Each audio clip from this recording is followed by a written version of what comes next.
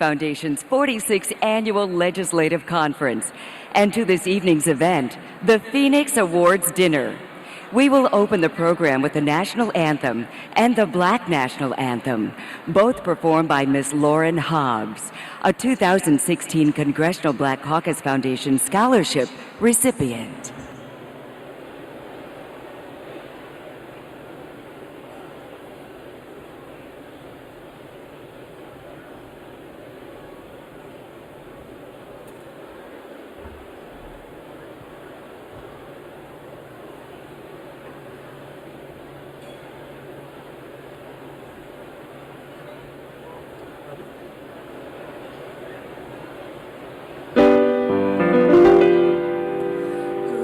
Every voice and sing till earth and heaven ring with the harmony of liberty. Let our rejoicing rise high as the listening skies. Let it resound loud as the rolling sea. Sing a song full of the faith that the dark past has taught us. Sing a song full of the hope that the present has brought.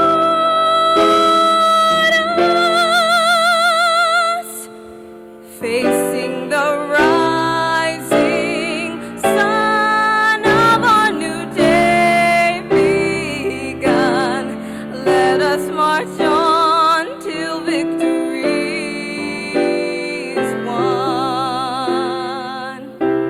Stony the road we trod, bitter the chastening rod, felt in the days when hope unborn had died, yet with a steady beat have not our weary feet come to the place for which our Father sighed.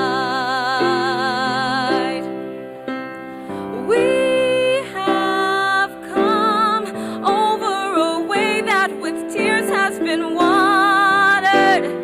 We have come treading the path through the blood of the slaughtered.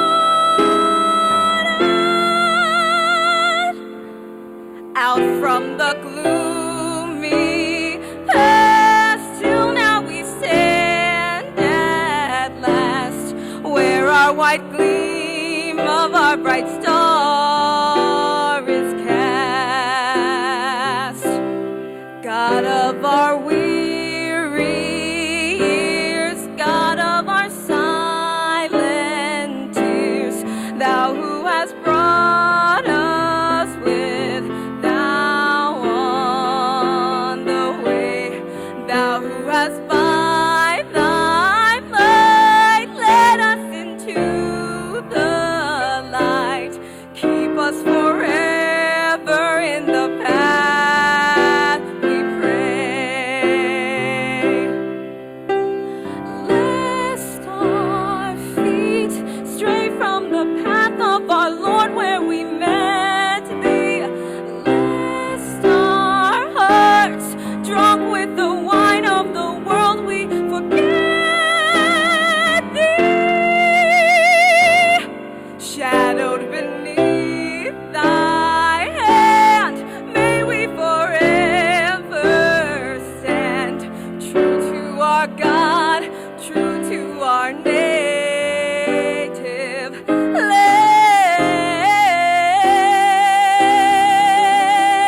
land.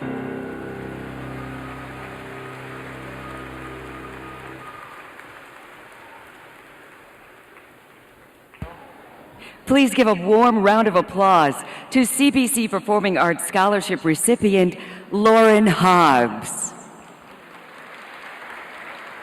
please welcome to the stage our Master of Ceremony, Mr. Trevor Noah, comedian and host of The Daily Show with Trevor Noah. Good evening, good evening, good evening. Hello, everybody. Hello, how you guys doing? Hello. Welcome, everyone. The people are still coming in. My job will be to keep you company for this evening. Thank you so much for being out here with us at the Congressional Black Caucus, the Phoenix Awards 2016. If everyone could make the way to their seats, please, so we can begin tonight's proceedings. If everyone can slowly make their way. If you're at your table, sit down. If you're talking to someone, politely end the conversation by saying, yes, yes, let me talk to you later. Just look at them and smile. Slowly back away. Find your way to your seats. I see you, sir, looking at me, ignoring me. You look good, sir. You can sit now. Everyone looks good. We would look so much better if we were all sitting down. Thank you so much. Thank you. People in the middle over there. Getting to our seats. Welcome, ladies and gentlemen. Are we excited to be here tonight? Oh, the sides are, the middle isn't. Are we excited to be here tonight? What a night. What a night. This is exciting for me. The Congressional Black Caucus. Are you serious? This is exciting. Someone asked me the craziest question. They were like, hey, Trevor, you ever been at an event with, a lot of black people before? I was like, you do realize I'm from Africa, sir. This is home. That's what this is. This is home. We're going to have an amazing night tonight. Just waiting for the people in the back to get slowly into the room, and then we're going to get the evening moving. Hello, hello. Everyone looking great. How are you, sir? This is fantastic. Look at you. All of us dressed up. All of us acting like we knew how to do a bow tie this morning. Some of us gave up. The rest of us persevered. How are you, sir? How are you? Good to have you. We're going to get this evening started, ladies and gentlemen, so if everyone could please make their way to their seats. If everyone could please make their way to their seats, ladies and gentlemen, we're going to get this evening started. Welcome, everyone, to the 46th Annual Congressional Black Caucus Foundation's Legislative Conference and to this evening's very special Phoenix Awards dinner. It's going to be an amazing evening. We will hear from the leadership of the Congressional Black Caucus and the Foundation. We're going to be entertained by some very talented musicians and vocalists, and we're going to be moved and inspired by tonight's honorees. And of course, President Obama will give his last keynote address at the Phoenix Awards dinner as Commander-in-Chief. I'm sure it's going to be a classic speech. We're all going to enjoy that. Are you guys ready to get this party started? I hear like one person. Are you guys ready to get this party started? All right, great. With that, we would like to bring the Mayor of Washington, D.C. to the stage for an official welcome to the city that has doing a great job of hosting us. Please welcome the Mayor of the District of Columbia, the Honorable Muriel E. Bowser.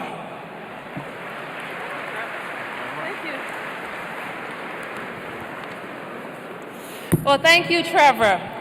And I want to say good evening to the Congressional Black Caucus Foundation and to all the members of the Congressional Black Caucus, especially my Congresswoman Eleanor Holmes Norton. I'm Muriel Bowser, and I'm the Mayor of Washington, D.C., and I'm proud to welcome you to the best city in the world. I am honored that you're here, and I want to tell you that Washington, D.C. of today is not your grandfather's Washington. Our city is booming. We're seeing improvements in our schools, and now we're the fastest improving urban school district in the United States. We're investing in clean energy. We're working to end homelessness and invest in affordable housing. We are also a thriving arts and culture scene, from small galleries and theaters across all 8 wards of our city to our wonderful Smithsonian museums. And I know that you are excited as I am that next week in our city, we will open the National Museum of African American History and Culture. In Washington, like in many cities, we are working to provide pathways to the middle class for all residents. We've passed legislation to raise our minimum wage to $15 by 2020. Each and every month, we're adding 1,000 new residents and dozens of businesses. And next year, we will welcome 2 new residents, President Barack Obama and First Lady Michelle Obama. We want to get the president's help on one thing, because when they become residents of Washington, D.C., they will lose some of their precious rights as American citizens. As you know, in our nation's capital, the 700,000 tax-paying Americans who live here don't have a single vote in Congress. And that will soon include President Obama and First Lady Obama. We pay more taxes than 22 states and are larger than 2 states. And we want to thank President Obama and Secretary Hillary Clinton for their support for statehood for Washington, D.C.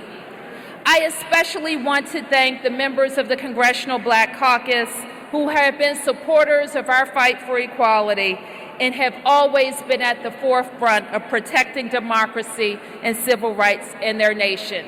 And we pray in Washington, D.C. that their numbers only grow next year. I know with your support, our city and cities across our nation will thrive. Once again, welcome to Washington, D.C. Enjoy this conference and enjoy your nation's capital.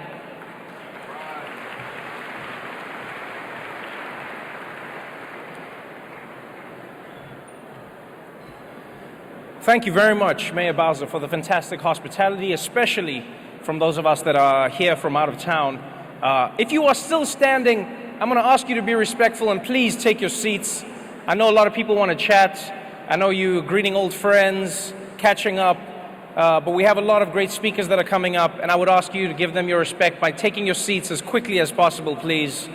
If you could take your seats, I implore you, I beg you, I ask of you, I request and repeat it, please take your seats.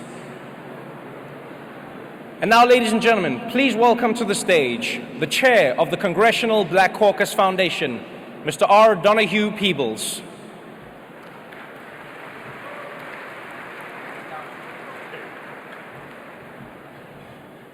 Good evening, everyone. Thank you all for attending tonight. Our community's long-term support of the CBCF is a true inspiration. I sincerely admire how the foundation has stubbornly battled educational disparities for nearly 4 decades. The over 300 annual scholarship awards we award to Black students has made us a great educational equalizer. The CBCF also does an amazing job in creating, supporting, and empowering our future leaders with congressional internships. Our goal is to make sure that every House and Senate office has at least one African American member on the staff.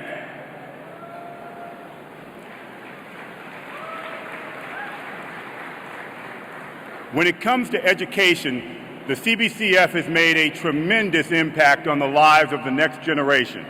Let's give ourselves a big hand.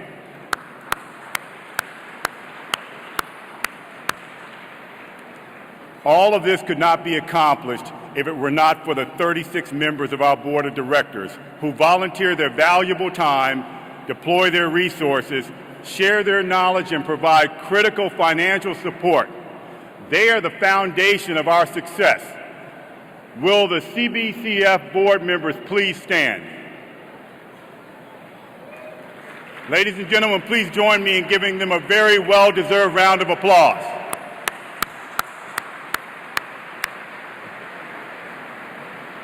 Now, ordinarily, this would be the point in the program where the foundation chairman tosses off an ice-breaking joke.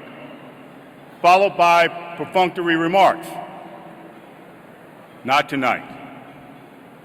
Not at this place and time. I don't have the luxury of being perfunctory. We are in an extreme crisis. African Americans are in critical condition and on life support, with hostile hands reaching to pull the plug.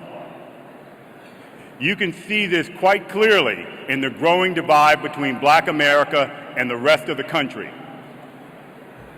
Unfortunately, for a growing number of our Americans, they are living in two different countries, one of great opportunity and one of deprivation and hopelessness.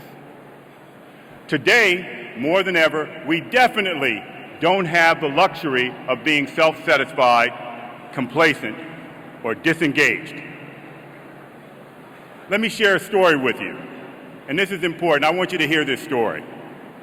November 1997, the city of Terrell, Texas, about 30 miles east of Dallas.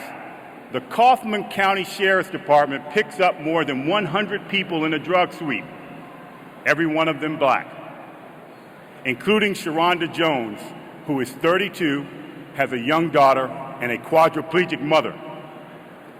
Long story short, a federal court finds Sharonda guilty of one count of conspiracy to contribute and distribute crack cocaine. No drugs were ever found, mind you, but that doesn't stop her, a nonviolent first-time offender, from getting a mandatory life sentence without the possibility of parole. The sentence was based upon a U.S. district judge listening to her co-conspirators and determining that she must have been responsible for 30 kilograms of crack cocaine, even though there was not 1 ounce of drugs ever found. Now, part two of my story unfolds in October of 2008. An off-duty cop spots a Lincoln Navigator swerving southbound along the Sawmill Parkway in Yonkers. The driver is 43-year-old New York real estate tycoon Eric Hadar, the son of a wealthy philanthropist. Inside Eric's car, the cops find more than 3 ounces of cocaine, 605 Valium tablets, 352 Xanax pills, and 703 Oxycontin tablets. Eric pled guilty. Now, how many years in jail do you think he got? That's right, you said it, 0. Try a brief stay in drug rehab, followed by 1 year of probation. Now, what do you think differentiated these two suspects aside from their net worth? That's right, race. Hadar is white, and his case was adjudicated in New York State Court, where judges have broad discretion. Chandra's case took place within the federal court system, where the Violent Crime Control and Law Enforcement Act of 1994, better known as the 1994 Crime Bill, set the sentencing guidelines. Now the result, nearly 1 million Black Americans in prison today. Millions of Black families destroyed. Millions of Black lives ruined. Despite this bill's strong bipartisan support, there were some who foresaw its disastrous effects. John Lewis. John Lewis knew the bill was wrong. That's why he voted against it. My mentor and the Dean of the Congress, John Conyers, he knew it was wrong. He knew the lethal impact this law would have, and that's why he opposed it. Maxine Waters knew the devastation it would cause and voted no. Bobby Scott knew. Bill Clay and Charlie Rangel, he knew, and many others all stood up and said no. Unequal treatment under the law has led to the growing divide between Black America and the rest of the nation. It is why San Francisco 49ers quarterback Colin Kaepernick won't stand for the national anthem.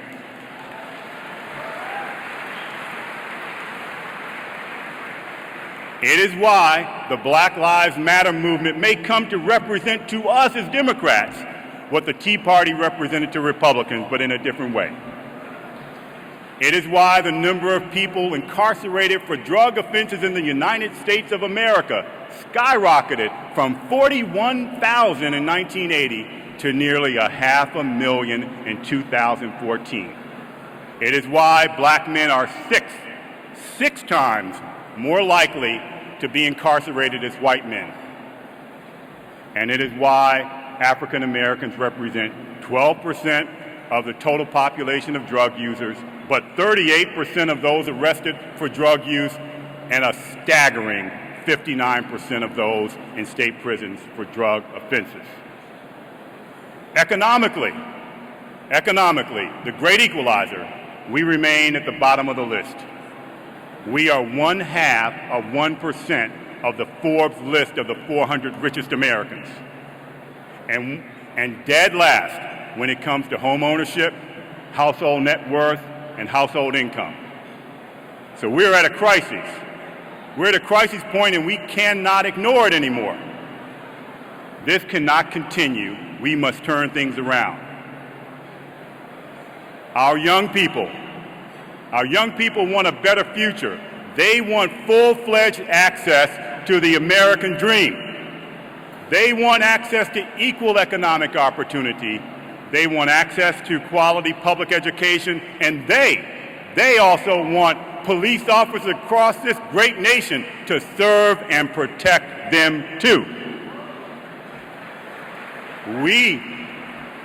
That's right, we need to listen to them and support them in their pursuit of fairness and equality, and tell them that yes, all lives matter, and absolutely Black Lives Matter.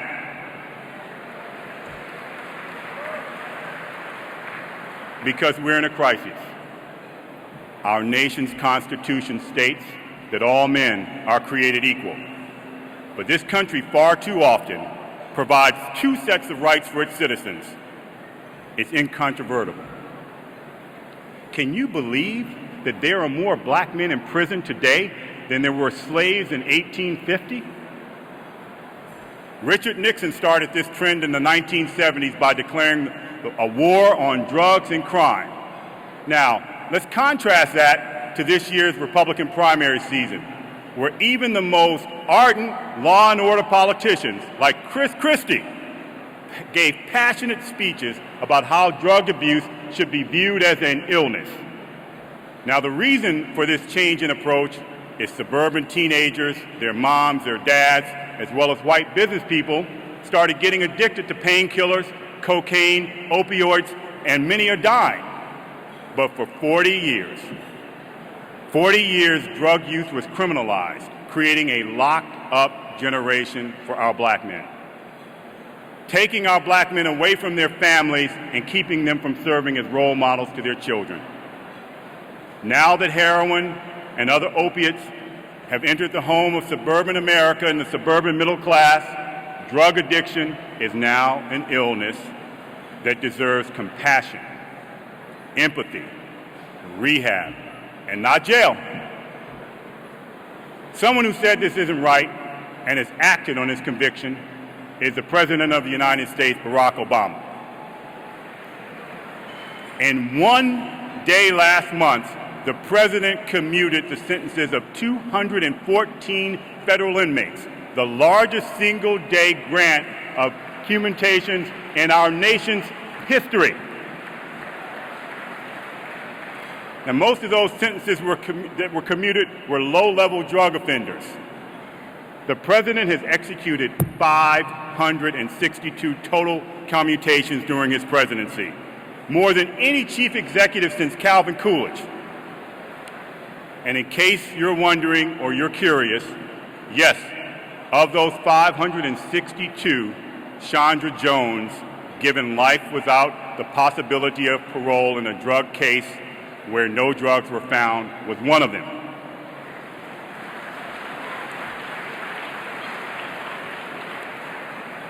Now, sadly, Barack Obama is leaving office in January. And we know one of his potential successors will not continue commuting sentences with such vigor. Let me say that again. We know one potential successor to Barack Obama will not reform our criminal justice system. So you read between the lines there. So as I close tonight, I'd like to leave you with a very simple proposition. As we have proven, no presidential candidate wins a Democratic nomination without us. No Democratic nominee wins the presidency without our full support. So here's the deal. We need to make vigorous sentencing reform and equal access to economic opportunities for African Americans essential to unlocking the power we hold. Because if they are with us, then we will be with them. More than ever, we need to fully exercise our right to vote, a right that many of our leaders, like John Lewis, shedded blood for, and Martin Luther King Jr., Medgar Evers, and too many others died for. We honor them by standing up for our beliefs and letting our voices be heard. So I implore you, this November, let our voices be heard. Thank you, and God bless you. Ladies and gentlemen, please welcome the chairs of this year's annual legislative conference, Representative Karen Bass of California and Representative Lacey Clay of Missouri.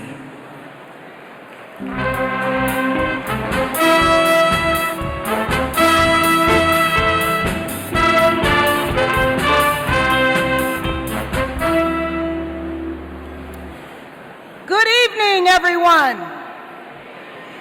I am adding my hearty welcome to this year's annual legislative conference. The weekend's agenda has been rich in content and full of powerful ideas and inspiration. And I thank you all for adding your insights and your commitment to moving the Black agenda forward at a very critical time in American and global history. We have the opportunity tonight to see and hear the examples of individuals who have been triumphant over tragedy and challenge, who have taken little and made the most of it. And we have an opportunity to support an entire new generation of achievers who will carry the torch forward.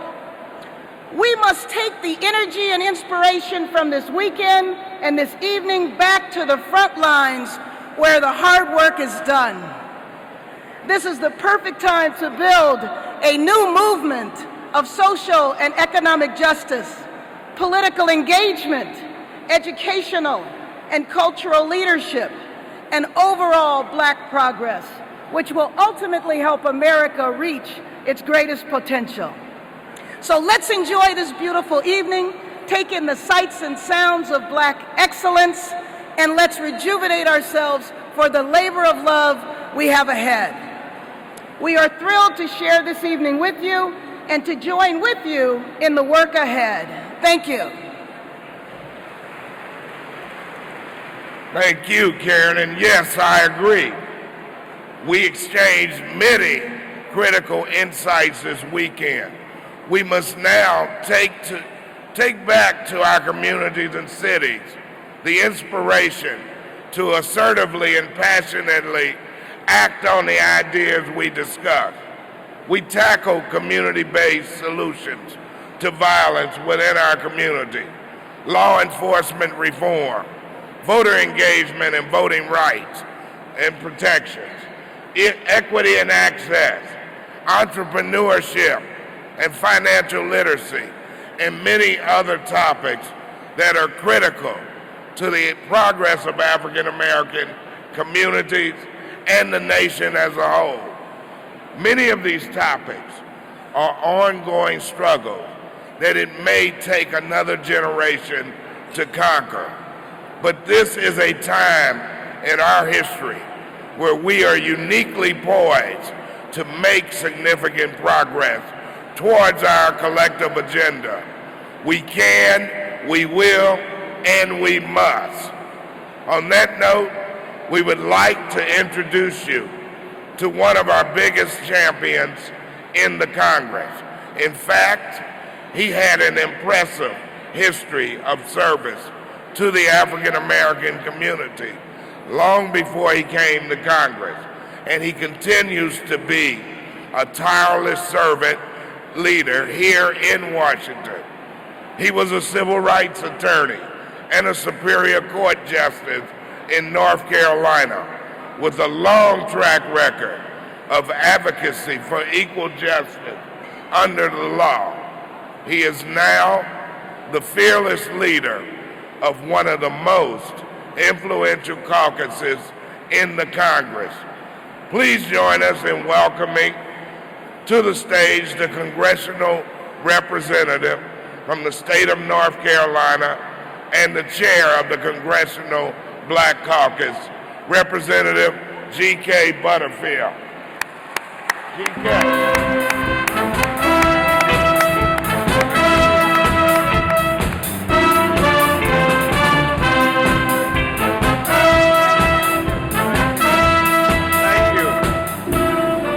Thank you, thank you, thank you. Good evening, one and all. Let me begin by thanking Representative Bass and Representative Lacey Clay for your generous introduction and for your extraordinary leadership in the House of Representatives. I am indeed a very proud son of the great state of North Carolina. I know some of you may have questions about that at times, but I am a proud North Carolinian, and we are working on our negatives. And I take very seriously my responsibility every day to fight for the issues that matter to our communities in North Carolina and all across the nation. I agree with what you both said about the insights and the hope and inspiration that we can take from the conversations that took place this very weekend. And I agree with Chairman Peoples that this evening is going to be extra special, probably the best Phoenix dinner that we have ever had. It's going to be extra special as we culminate this year's conference, honoring and celebrating a phenomenal group of honorees and, of course, our current beloved President of the United States of America. Ladies and gentlemen, we have a critically important agenda to pursue in the next administration. We are uniquely poised at this moment in time to make substantial gains toward that agenda. The Congressional Black Caucus agenda is both hopeful and urgent. The 46 members of the Congressional Black Caucus are working every day to promote our agenda. Collectively, we represent more than 30 million people in this country, hailing from 22 states, plus the District of Columbia and the Virgin Islands.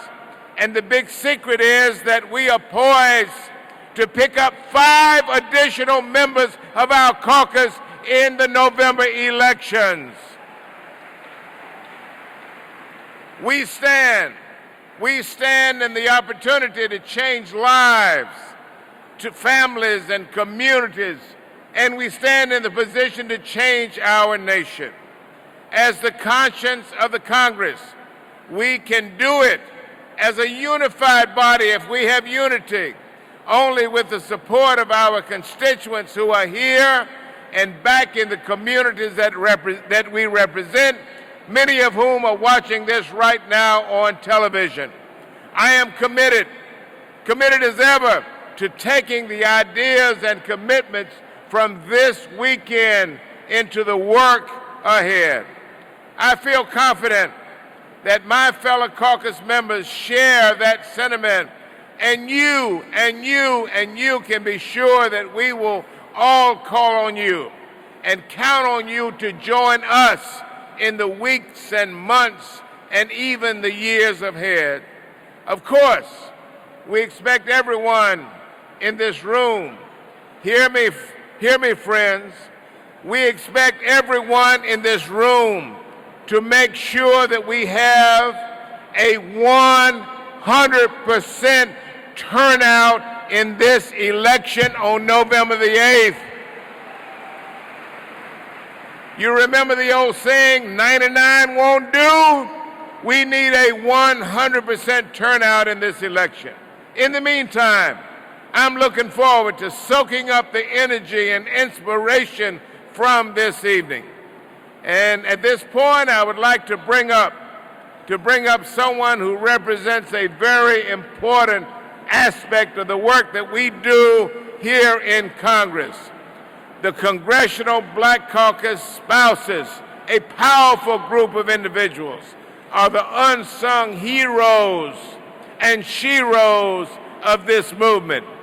And I'm sure this comes as no surprise to anyone who knows anything about African American and American, and for that matter, global history. While our caucus is certainly far more diverse than ever, and we have many more women in Congress, spouses, no matter the gender, they provide a kind of support and partnership that make a Herculean challenge seem manageable. In politics, in corporate America, or in demanding profession, those of us who are smart know how to value a spouse who is a thought partner, the wind in the sails of the members, the one who holds members together, especially when the going gets tough. To make it plain, many of us would not be here tonight without the support and partnership of the spouses and their significant others.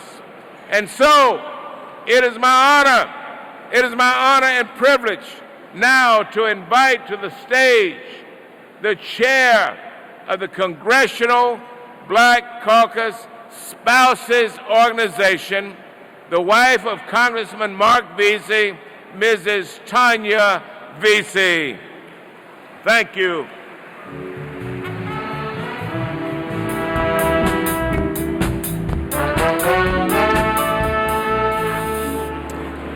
Thank you, Congressman Butterfield, for those thoughtful words. We do recognize the role we play as spouses of people doing work that can have regional, national, and global consequences. Many, if not all of us, have our own careers, passions, and responsibilities. We are married because we love our spouses, but we would not take on this challenge of being married to a member of Congress if we didn't believe and support the work they do every day.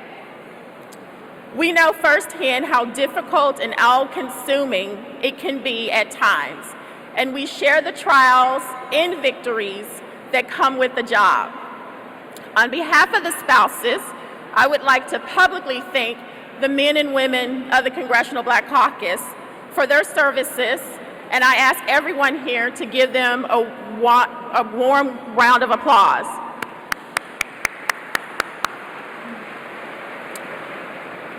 I would also like to take this opportunity to recognize my fellow spouses. Spouses, please stand. Thank you, ladies and gentlemen, for the service. The Congressional Black Caucus organization was formed not long after the Congressional Black Caucus was formed, and since maintained a focus on creating opportunities for students to afford higher education and other opportunities. We have raised millions of dollars in scholarship funds for students interested in a number of academic disciplines, including the arts, health, science, education, among others. A great deal of this credit for this mission goes to a woman who has served with her husband for over 4 decades. Her name is Miss A.M.E. Rangel.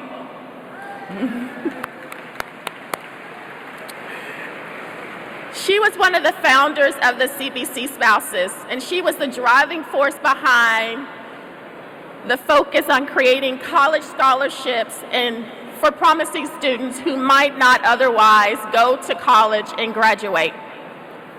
In the African American tradition, excellence and progress, Ms. Rangel knew that education was the path to social challenges in America. When a student from an undeserved community gets a college education, they have the opportunity to change the future of their family for generations. This impacts communities and nations as a whole. We all know this.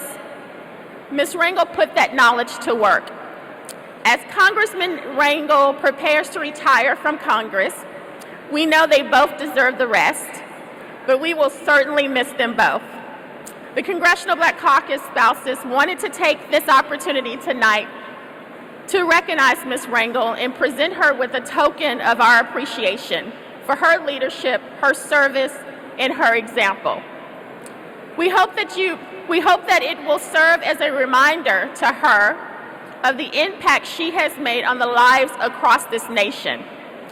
Please join me in giving Mrs. A.M.E. Rangel a warm welcome to the stage.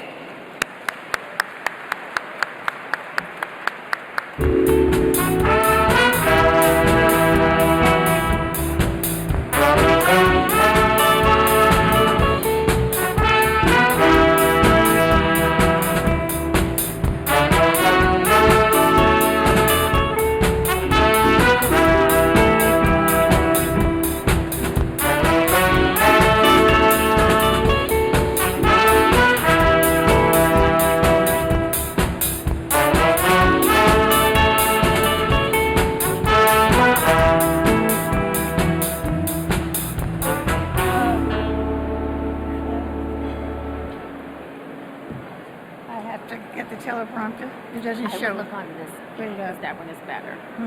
Look on this side, because that one is better. Right here? You see? Yeah.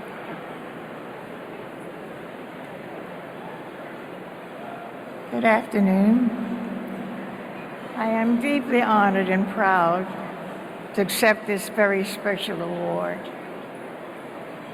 When Charlie was elected to Congress in 1971, it was right after the Civil Rights Movement, and he was with a large class of freshman Black members who arrived in Washington with their families.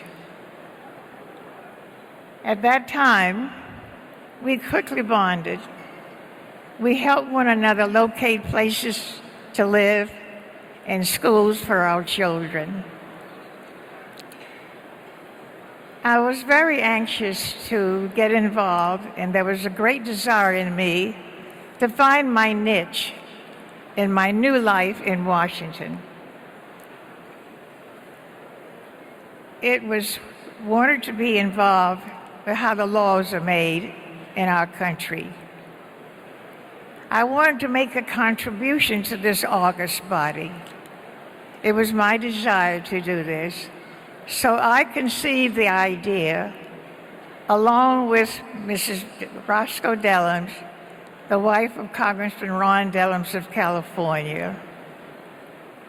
We organized meetings with other spouses to do fashion shows and a luncheon to raise money for scholarships and internships. At that time, it was very successful. The fashion show was so successful, we had to create a midnight show, and it always sold out. And Washington has never seen the same place again.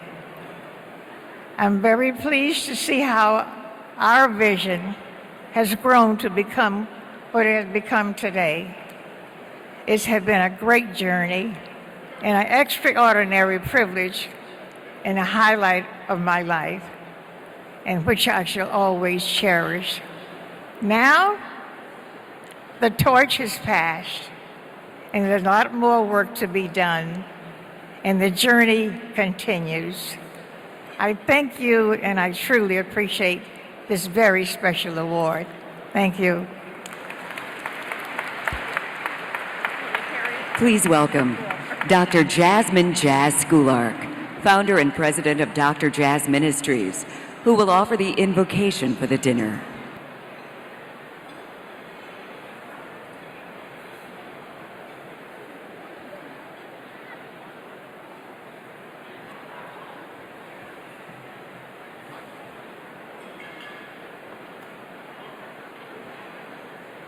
Would you join me in a word of prayer on tonight? Hear my cry, O God, attend unto my prayer. From the ends of the earth will I cry unto thee. And when our hearts are overwhelmed, would you lead us to the rock that is higher than us?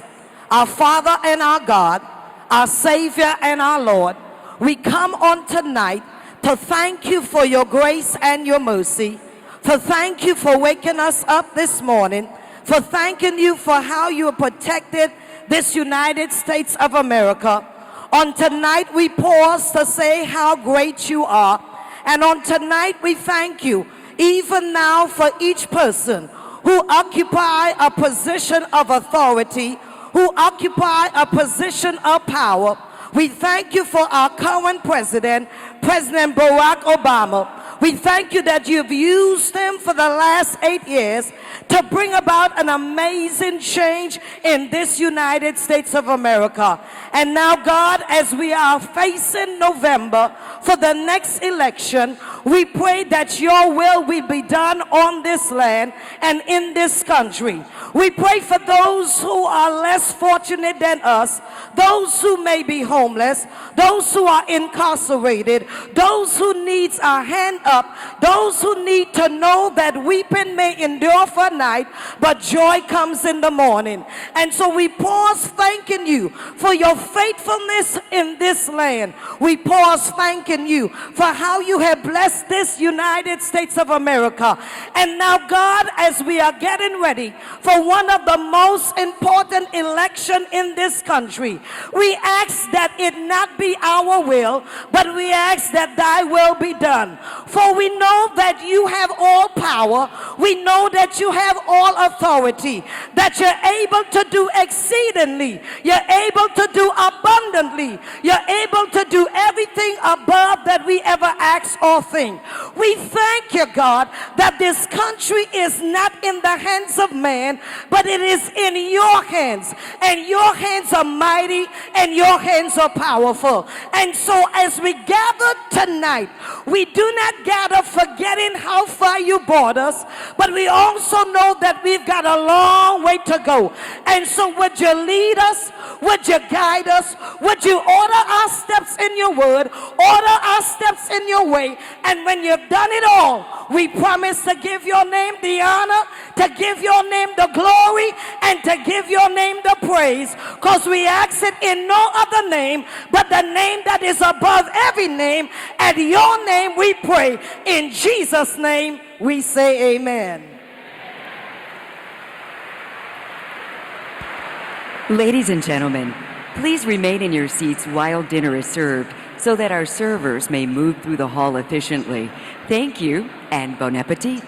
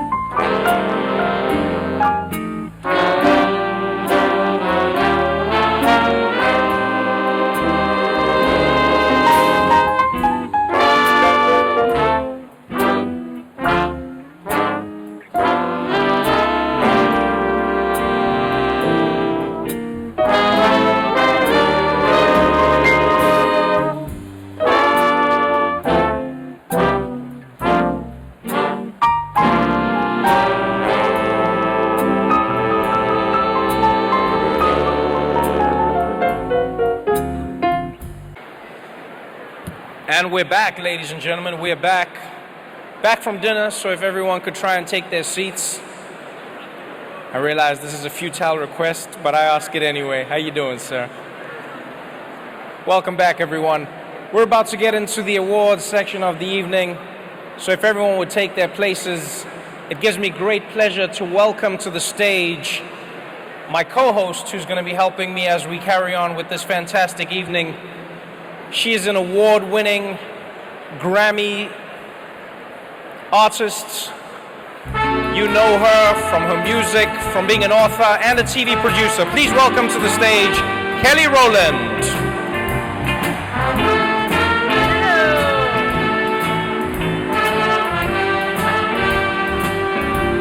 So, ladies and gentlemen, still to come, we have entertainment, we have inspiration, we have hope and emotion, and of course, the coolest dude to walk into the Oval Office will give his last keynote to you, the Black Caucus. Yeah. Can you imagine what that's going to be like?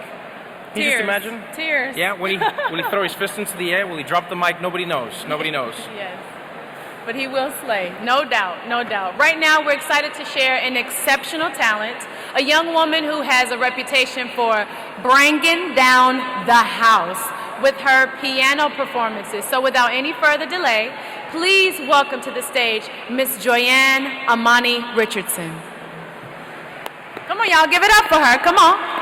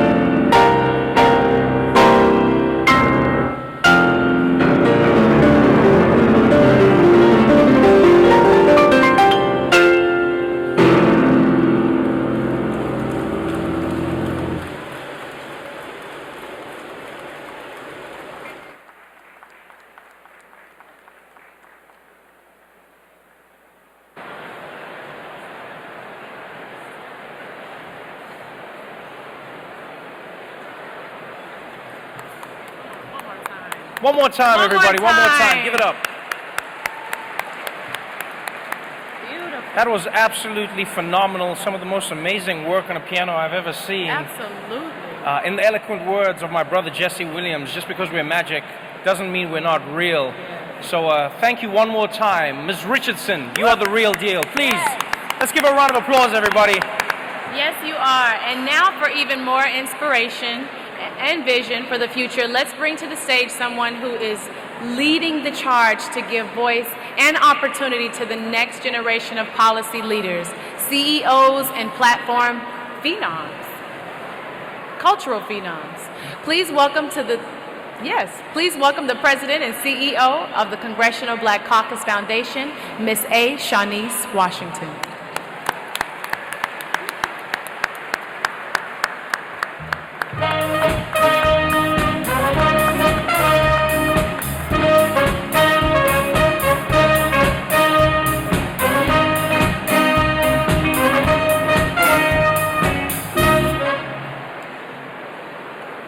Good evening.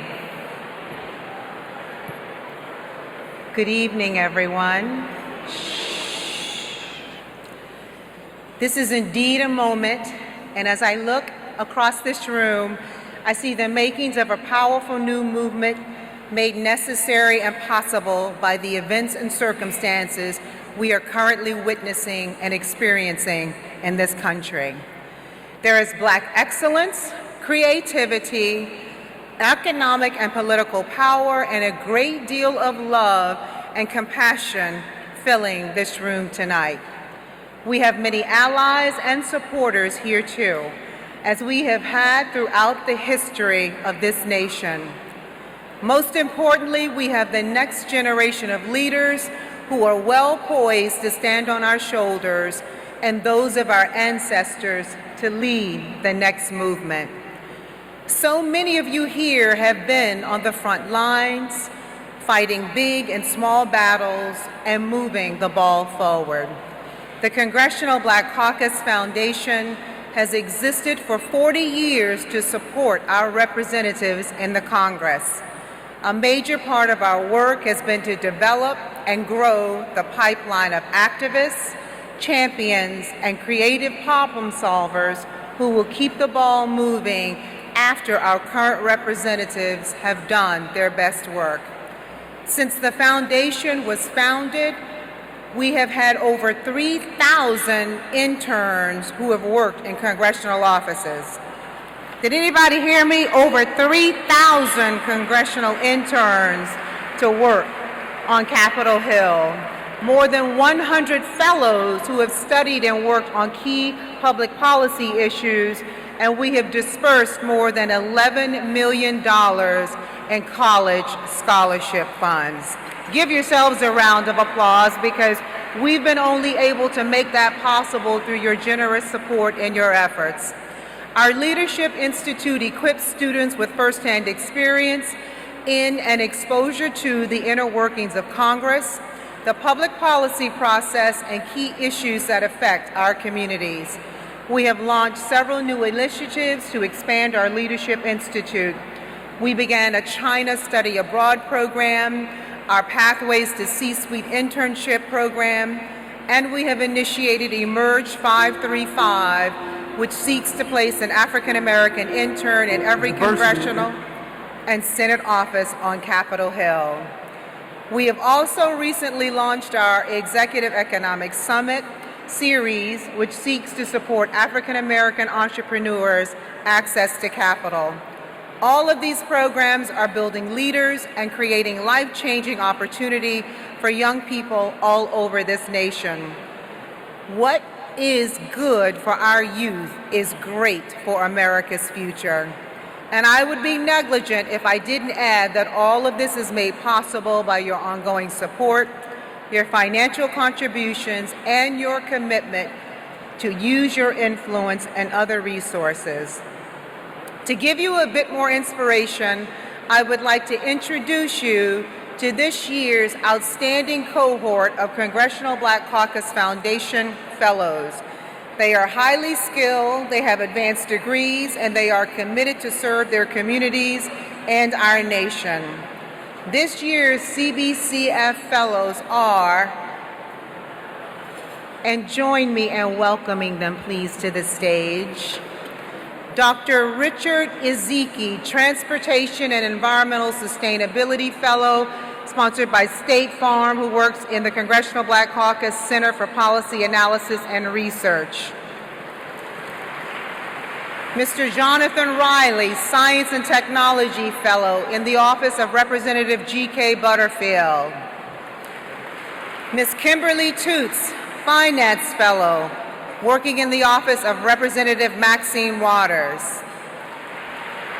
Mr. Abdul Dinesi, Donald M. Payne, Foreign Policy Fellow, working in the Office of Representative Karen Bass. Ms. Zoe Kador, Energy Fellow, working in the Office of Representative Mark Vesey. Ms. Priscilla Barber, Energy Fellow, working in the Office of Representative Cedric Richmond. Mr. Ronald Maglock, Congressional Fellow, working in the Office of Representative ALC Hastings. And Ms. Mia Keys, Women in Health Sciences Fellow, working in the Office of Representative Robin Kelly. Ms. Erin Robinson, our inaugural STEM Fellow, working in the Office of Senator Cory Booker. Give them a round of applause, please. Many of you may remember the moving testimony last year of one of our former interns, Mr. Rontel Beatty. He shared the inspiring story of his humble beginnings and how the internship experience was his only access to his current career in public policy on Capitol Hill. Tonight, I'd like you to hear from another one of our future leaders. Watch the video, and after it airs, you will hear directly from him. Thank you so much, and do enjoy the rest of your evening.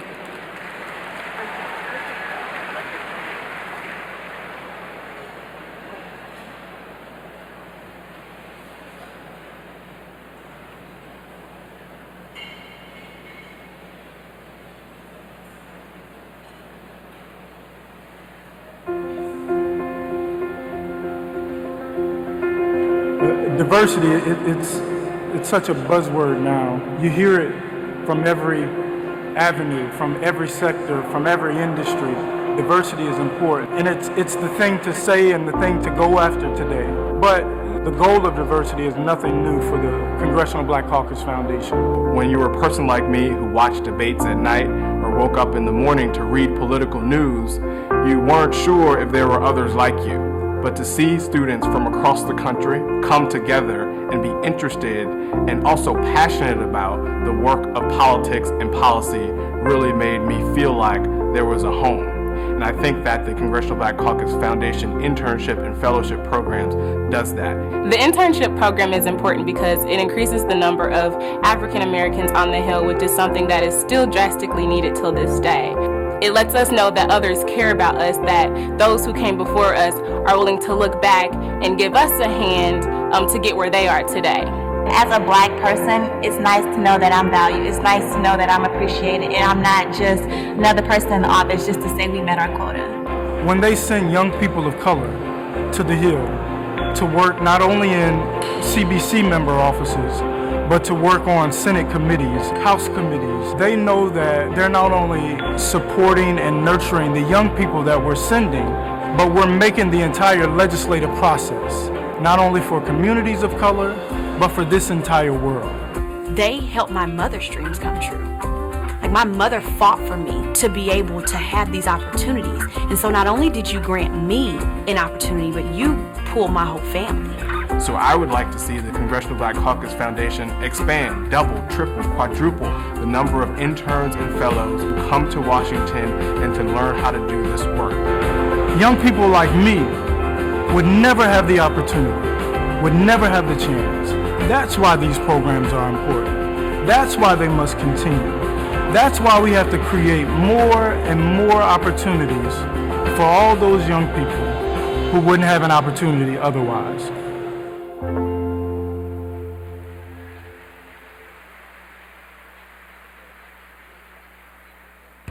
Ladies and gentlemen, please welcome to the stage Congressional Black Caucus Foundation Leadership Institute intern, Mr. Noah McQueen.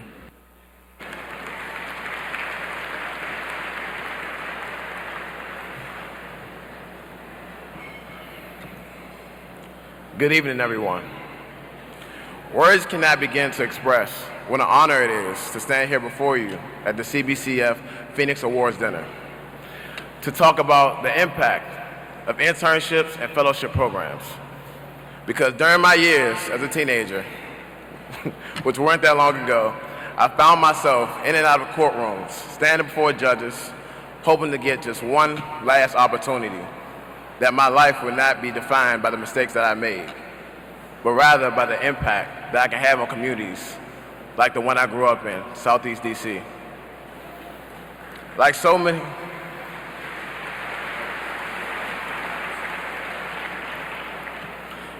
many young men, my story is not unique. It was filled with challenges that sought to defeat my purpose. I was raised by a phenomenal black woman. I'm gonna say that again. I was raised by a phenomenal black woman.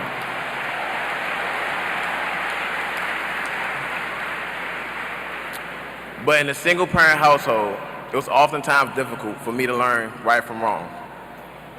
I had disciplinary issues that landed me in the juvenile justice system. I fell behind in school and even took me an extra year to graduate, but through perseverance, I was able to earn a 3.5 GPA.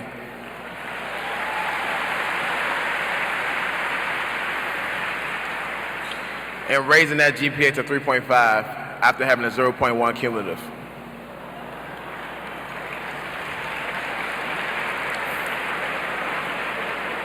I know, I don't look like it, I already know. I decided that my challenges did not and would not define me. When I was 18 years old, I was afforded the opportunity to be mentored by the President of the United States, Barack Obama.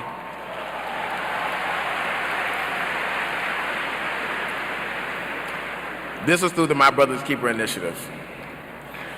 Through the many encounters with President Obama, I remember one time he told me, "Noah, you have the strength inside you." And I believed in that. Since that day, I've channeled this inner strength to enroll into Morehouse College in Atlanta, Georgia.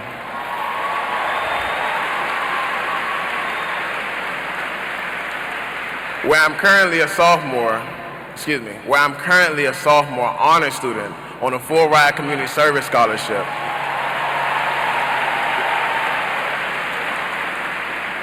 I learned how to channel my inner strength to become a CBCF intern, where I enhanced my leadership skills while interning with Congresswoman Robin Kelly of Chicago's 2nd District. Love you, RK. Love you, Congresswoman. And I'll continue to channel this inner strength to help kids like me by paying it forward and giving back to them in the same way that the CBCF has given back to me. If you ever wonder why programs like these are important and worthy of your continued support, I do hope that you'll remember me. Remember my story, the young man from Southeast DC with a challenging background who continued to defy all of the odds.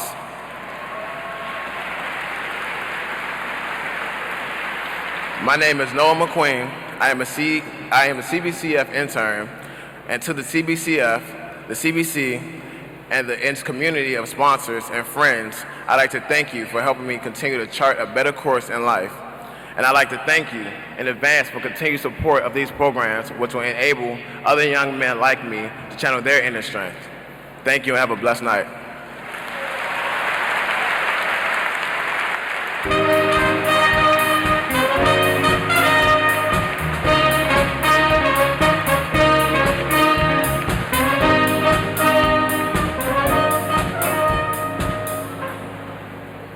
Don't they sound beautiful?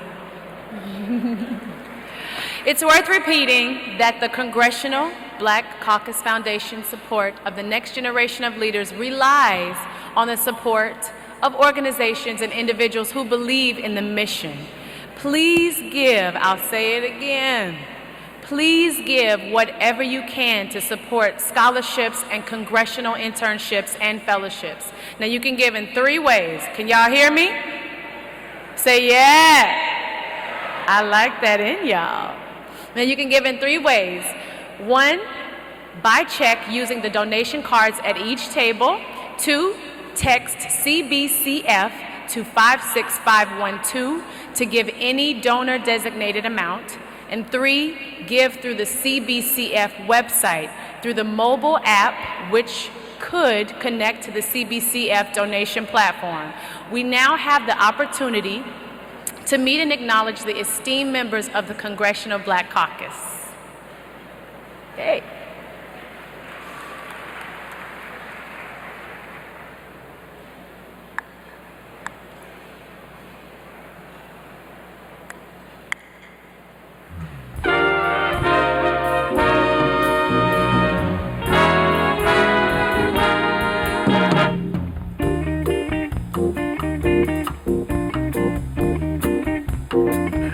Representative John Conyers Jr., 13th Congressional District, Michigan.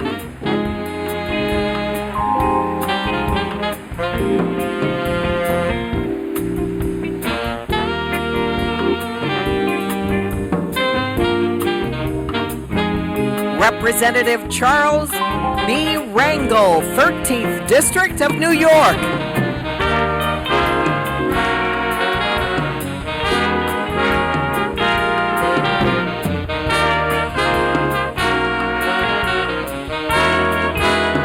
Representative John Lewis, 5th Congressional District, Georgia.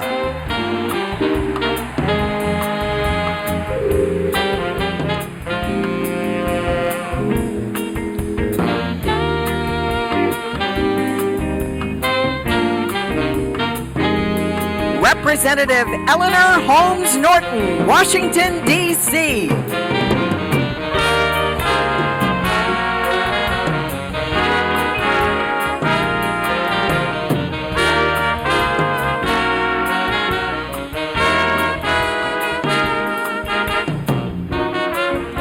Representative Maxine Waters, 43rd Congressional District, California.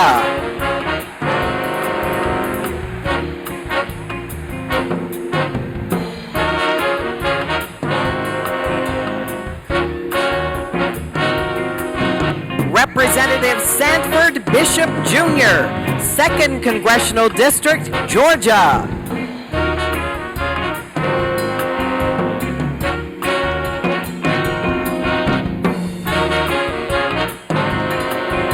Representative Corrine Brown, 5th Congressional District, Florida.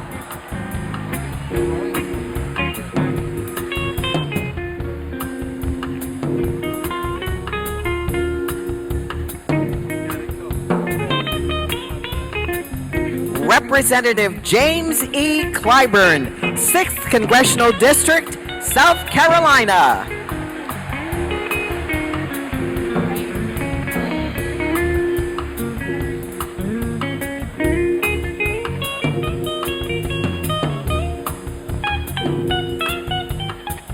Representative ALC L. Hastings, 20th Congressional District, Florida.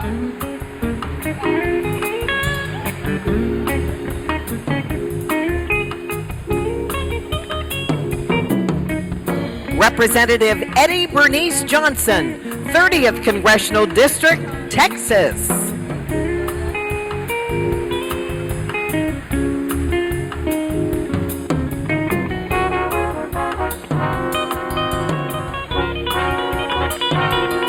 Representative Bobby Rush, 1st Congressional District, Illinois.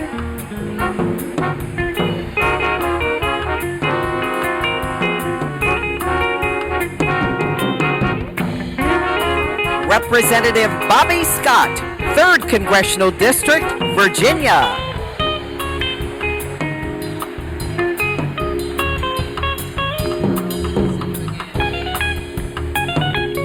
Representative Benny Thompson, 2nd Congressional District, Mississippi.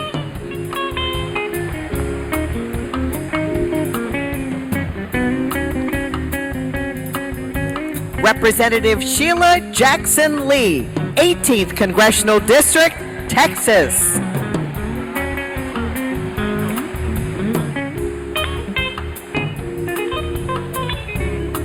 Representative Elijah E. Cummings, 7th Congressional District, Maryland.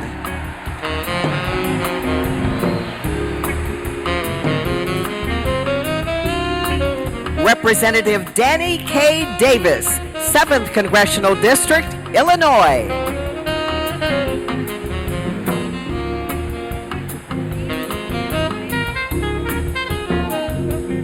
Representative Gregory W. Meeks, 5th Congressional District, New York.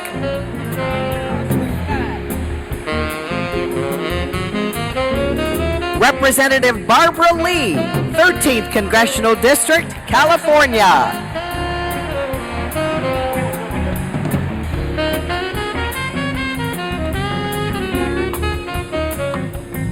Representative William Lacey Clay, 1st Congressional District, Missouri.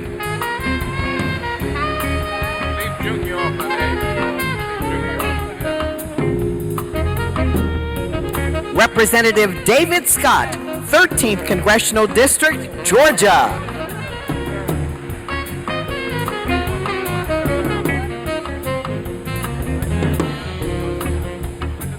Representative G.K. Butterfield, 1st Congressional District, North Carolina.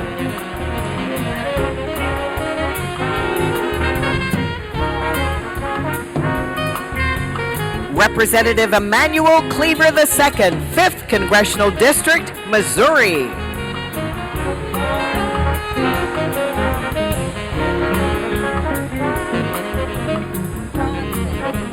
Representative Gwen S. Moore, 4th Congressional District, Wisconsin.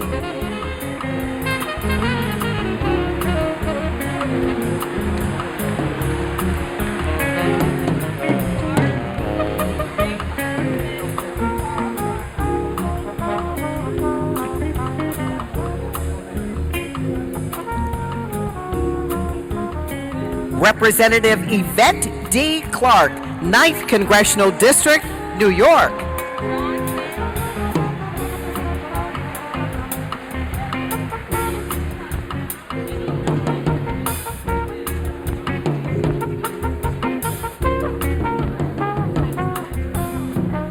Representative Hank Johnson, 4th Congressional District, Georgia.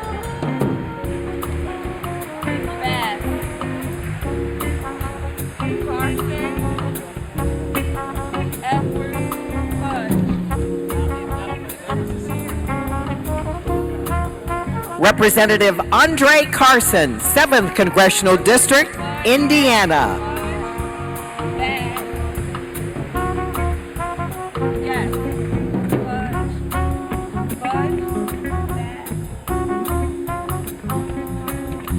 Representative Marcia L. Fudge, 11th Congressional District, Ohio.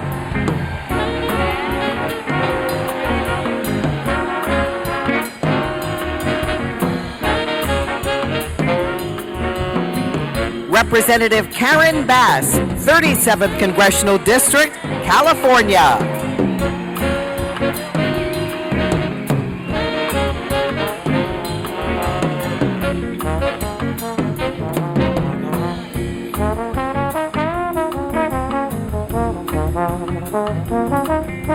Representative Cedric Richmond, 2nd Congressional District, Louisiana.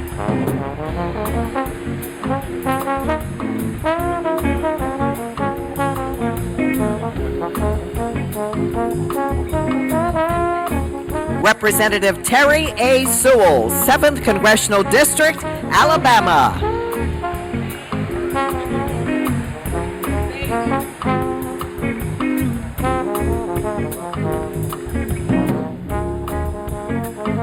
Representative Frederica S. Wilson, 24th Congressional District, Florida.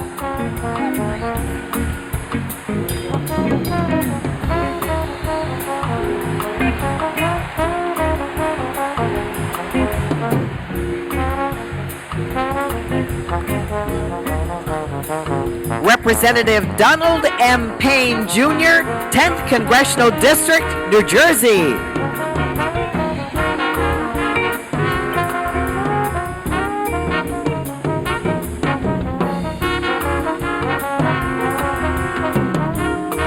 Representative Joyce Beatty, 3rd Congressional District, Ohio.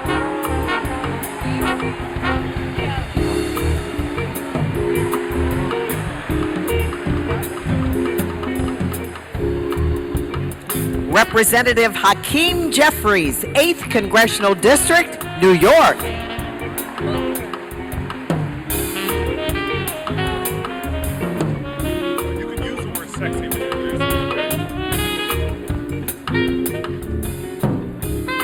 Representative Mark Veazey, 33rd Congressional District, Texas.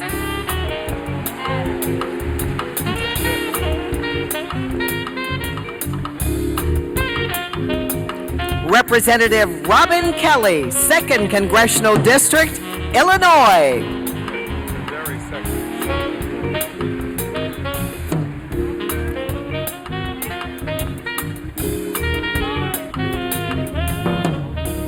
He says to introduce himself as the very sexy Senator Cory Booker from New Jersey.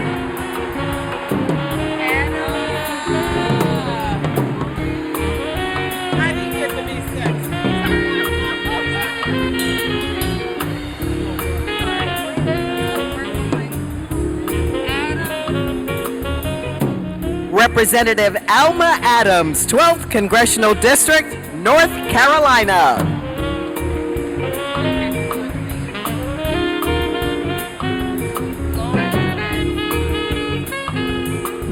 Representative Brenda Lawrence, 14th Congressional District, Michigan.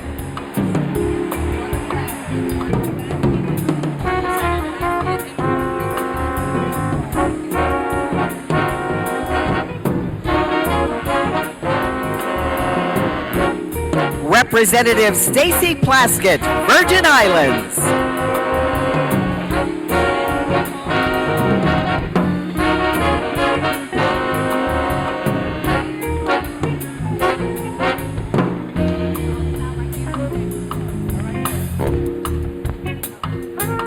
Representative Bonnie Watson Coleman, 12th Congressional District, New Jersey.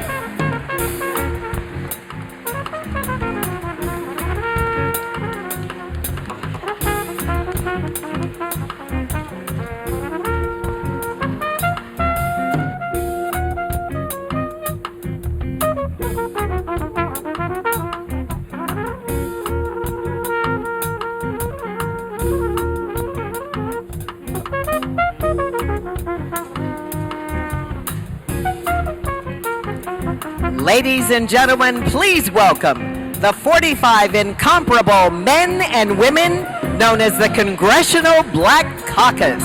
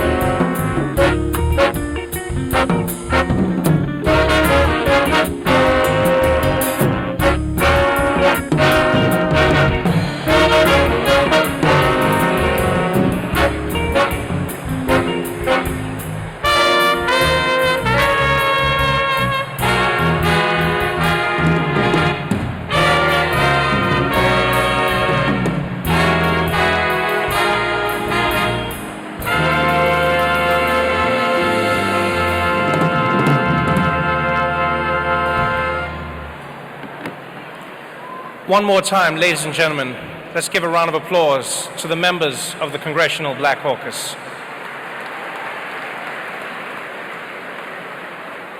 It's amazing for me. Every time I see Congressman John Lewis, I think to myself, it's crazy that there was a time when we wouldn't have been coming through the front door. So that really is a special moment.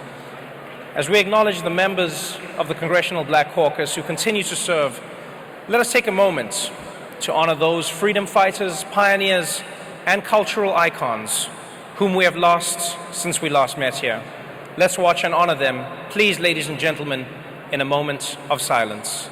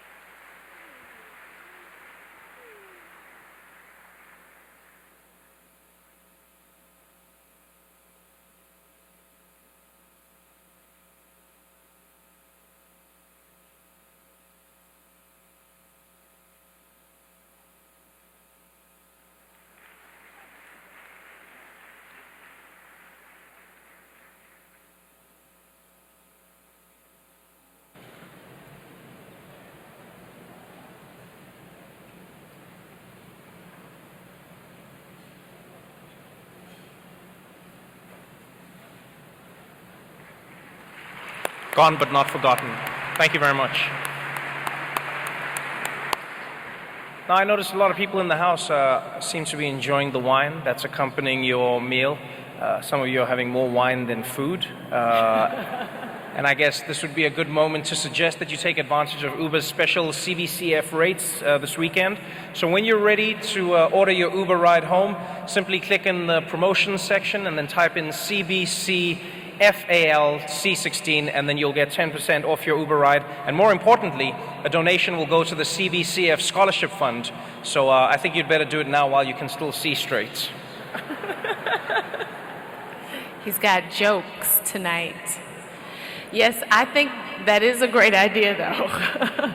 Moving on, it's now time to move into the part of the program when we honor the legends, heroes, and servant leaders who have impacted the African American and the global Black community in ways that will reverberate for generations to come. We call these the Phoenix Awards in honor of Representative George Henry White of North Carolina, who served in the Congress from 1897 through 1901. Representative White was the last of nearly 40 African Americans who served in Congress after emancipation and Reconstruction, all of whom were strategically removed from office through systematic voting disenfranchisement of African Americans during the Jim Crow era, during Jim Crow. And it really is eerily familiar. In his departing speech on the House floor, he said, and I quote, "This is perhaps the Negro's temporary farewell to the American Congress. But let me say, Phoenix-like, he will rise up someday and come again." And so they have. Indeed, more than 100 years later, we have 45 members of Congress who caucus and advocate together in the Congress to serve and protect the interests of not only the African American community, but also the African diaspora, as well as the interests of African American and American democracy as a whole. Tonight's award program is an effort on behalf of the members of the Congressional Black Caucus and the CBC Foundation to recognize individuals, and in one case, this evening, a group of individuals who represent the highest achievements, ideals, and best interests of people of African descent everywhere. Let's begin with our first honoree. The first Phoenix Award this evening is entitled the Congressional Black Caucus Founders Award. The CBC Founders Award was instituted in 2016 to honor public officials who embody the service, sacrifice, and steadfastness of the Congressional Black Caucus founders. This award is presented to elected leaders who have made significant contributions to the African democracy and to American democracy and to public policies which have advanced the socio-political circumstances of African Americans. Tonight's honoree is none other than Representative Charles Rangel, one of the founders of the Congressional Black Caucus. Let's watch the video that pays homage to his service. Nearly a half-century ago, a young war hero named Charles B. Rangel made a decision that reflected the boldness of his generation. He ran for Congress in a nation that was embroiled in racial strife. Now, after 45 years in Congress, serving as a strong voice for African Americans and people of color, Congressman Rangel is retiring. He ends a storied career, leaving behind a legacy of steering federal investment to African American communities throughout the nation, including his beloved Harlem. Mr. Rangel is one of the most accomplished legislators of his generation. His retirement deprives the Capitol of a true statesman. He is a happy warrior, known for his gregarious manner, playful humor, broad smile, and friendships on both sides of the aisle. Mr. Rangel stands out for his hard work, high principles, and outspoken belief in the limits and responsibilities of power. His first assignment in Congress was to the House Judiciary Committee, where he played a prominent role in the Watergate hearing. And for all of his ideological passion, Congressman Rangel is considered one of the most pragmatic lawmakers, earning the respect of Republicans with whom he has clashed over the years. But above all, he has a steadfast commitment to ensuring justice for communities of color. In his earliest days in Congress, he emerged as a leader on the war on drugs. America's inner cities were being ravaged. He challenged the government to stop the foreign influx of heroin that tormented urban neighborhoods. And as a participant in the freedom marches in Alabama and a founding member of the Congressional Black Caucus, Congressman Rangel placed himself on the front lines of a battle to secure the rights of all people. A leader in this country in the struggle to end apartheid in South Africa, Congressman Rangel was praised by Nelson Mandela for his tenacious commitment to human rights. And long after apartheid ended in South Africa, Congressman Rangel decried injustice wherever it reared its head, from the oppression of people in the Sudan to the police shooting of an unarmed black man named Amadou Diallo in New York City. Mr. Rangel's record on foreign policy also reflects his unwavering commitment to justice. He authored trade agreements which work to bring economic parity to the Caribbean and to Africa. And he is a vocal opponent to trade deals that he believes hurt America's poor families. We are proud to stand on the shoulders of this true American hero, Congressman Charles B. Rangel, and present to him the CBC Founders Award in recognition of his outstanding service to the United States, Congress, and the citizens of the 13th Congressional District of New York.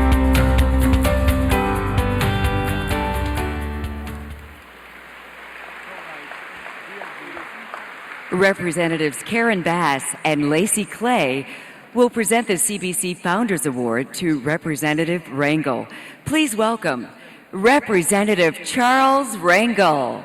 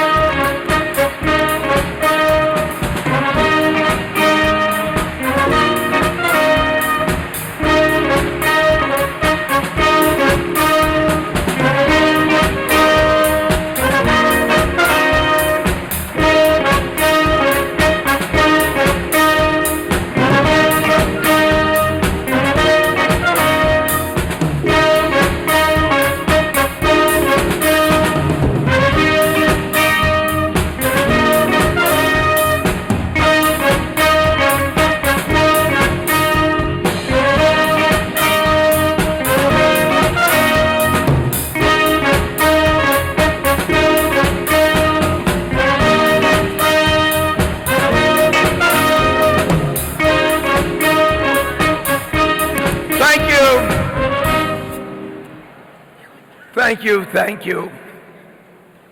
I would be using the teleprompter, but I don't know how. And this is a very, very emotional period for me. You don't spend your entire life in public service, 4 years in the Army, the U.S. Attorney's Office, the state legislature, and 46 years in a body in which I love, serving with the Congressional Black Caucus.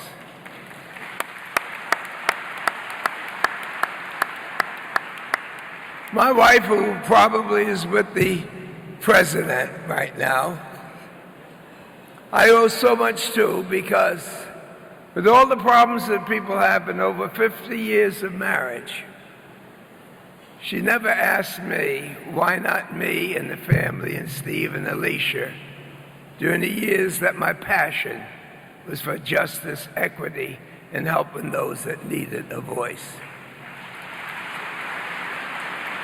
And for those who ask, well, what are you doing after? She's my first priority and my grandkids. But the second thing I like to say, and swiftly, is that in 1971, there were 13 of us out of 435.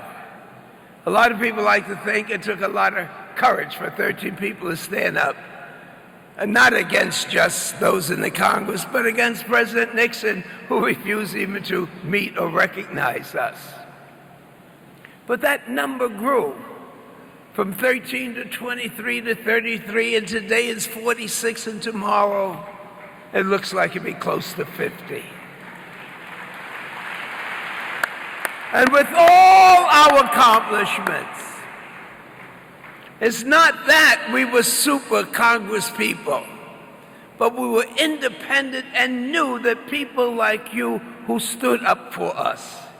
You would stand up for us whether we went to the Caribbean, whether we went to Africa, whether we went to Cuba. As long as you knew there were people on the list that was on us merely because we were sons and daughters of slaves, you stood by us, re-elected us, and allowed us truly to believe that we were the conscience of the Congress for any injustices that we are. And now that I'm leaving the Congress, I see even the biggest battles that we ever faced as a people, in breaking out of slavery and the Civil War, fighting in Korea, marching with Dr. Martin Luther King, and even fighting the Republicans on the censure, those things that I've been able to overcome. Today, my brothers and sisters, I see the greatest battle that we've ever faced. And once again, even though your caucus, 46, 48, 50, will be there and be your voices, the question will be, in November, where will you be? In November, where will you be? You may not know about Adam Clayton Powell, you may not know about Dr. King, you may not have been able to march. But the biggest threat to where we are today is going to be in November. And those who are critical of Donald Trump that comes from the city of New York, I say he is our contribution to make this republic better.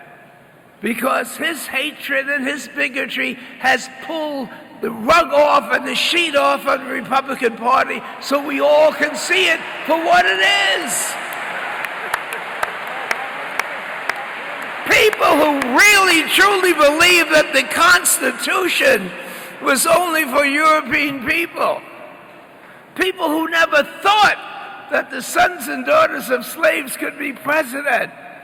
People who look at people of color, no matter what color it is, would never say it. They would say, I'm a conservative Republican. And our brother Donald has pulled the sheets off of all of them and the country and the world to see who it is.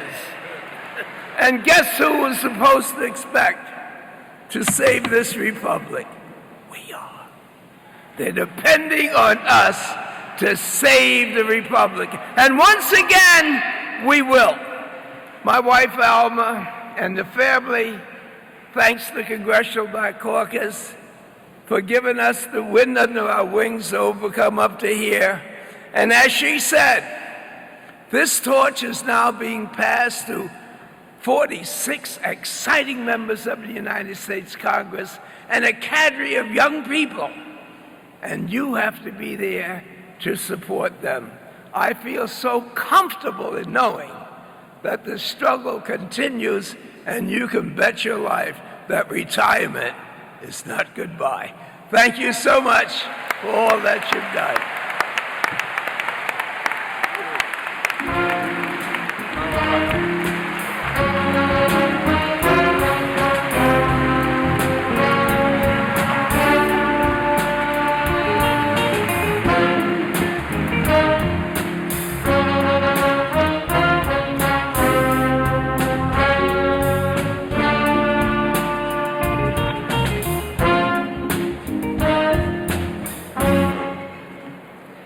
The next Phoenix Award is the Congressional Black Caucus Foundation Chairs Award.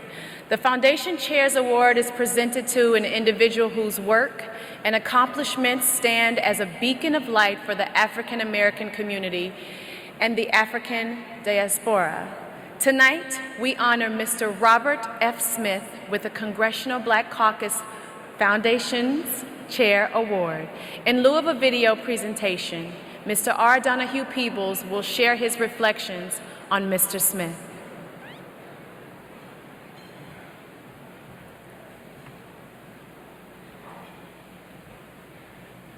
Good evening again. I'm delighted to stand before you to honor a man who has pursued uncharted paths at every turn of his professional and personal journey. He has been an engineer, an inventor, an entrepreneur, banker, businessman, investor, and most importantly, a leader, mentor, and philanthropist. He is perhaps the most successful investor of this generation, and I am lucky to call him a friend. Robert Frederick Smith is the founder, chairman, and CEO of Vista Equity Partners.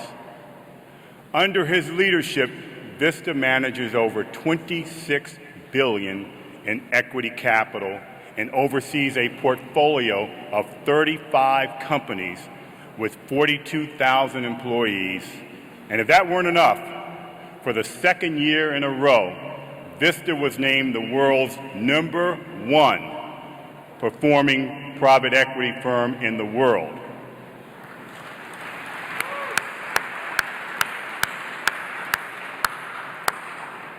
And what's equally extraordinary is that to this day, Vista, under Robert's leadership, has never lost money on any buyout investment. Never. Robert trained as an engineer at Cornell University, and following his MBA from Columbia Business School, Robert worked at Kraft General Foods, where he earned 2 patents, and then joined Goldman Sachs.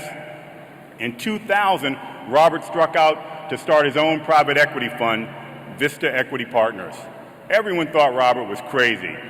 He had no private equity experience, and the idea of focusing exclusively on enterprise software, Robert set out to build what would become the equivalent of the 6th largest software company in the world.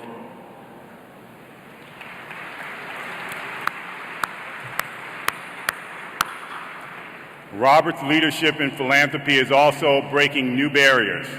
As you know, the Smithsonian National Museum of African American History and Culture is opening next week.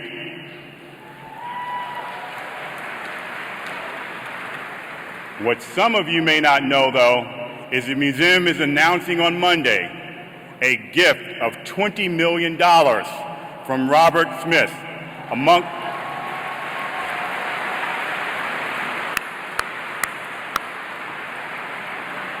That's among the largest personal donations to the museum. Robert's philanthropy is always more than just writing a check, though. His support will enable the digitization of our most precious cultural assets and also establish the Robert Frederick Smith Explore Your Family Center, which will ensure that our museum remains a living museum, capturing not only the lives of the famous, but also the lives of every African American family. So that museum will be enriched with all of our stories, no matter who we are.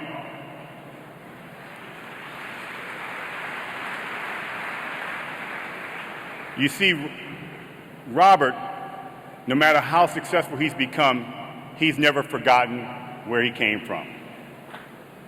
And in fact, what is most inspiring is his humility. As the custom for the CBCF, when we present awardees, we have a video made of them. So we have a splashy video highlighting their careers and their accomplishments. So 2 days ago, we sent it over to Robert, and Robert didn't want it played. He didn't want to tell the story of all the business accomplishments, including being named the richest African American on the planet.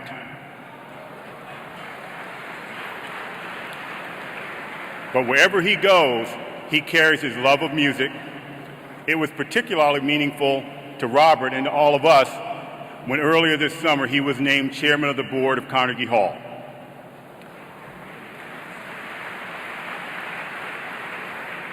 Throughout his life, Robert has engaged in numerous charitable activities that have focused on African Americans and women. Robert hosts over 5,000 inner city kids annually at his ranch in Colorado each summer. And he also hosts college-age foster kids with no home or place to go during winter break.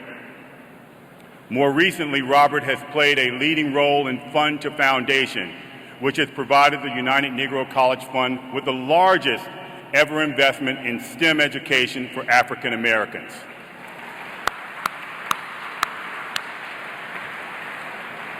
That contribution will offer thousands upon thousands of young African Americans the opportunity and the skills to prepare for jobs of tomorrow. The foundation also recently made a grant worth $27 million to the Susan G. Gorman organization to ensure that where someone lives doesn't determine whether they live.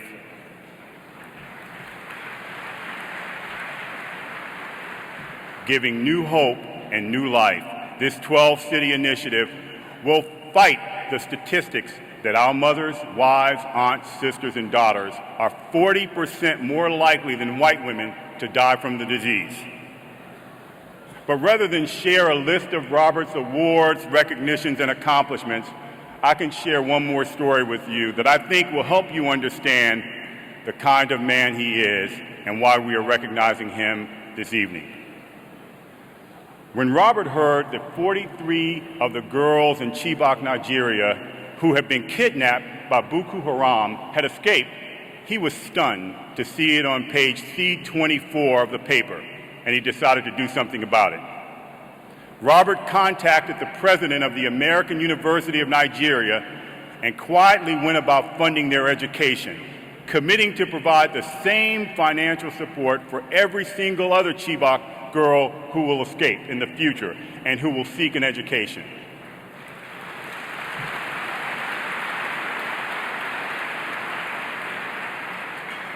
Robert has done all of this without fanfare and without expectation. This is exactly the kind of leadership we need today. Robert Smith brings great passion, generosity, humility, and dedication to improve the lives of all of us in the world around us.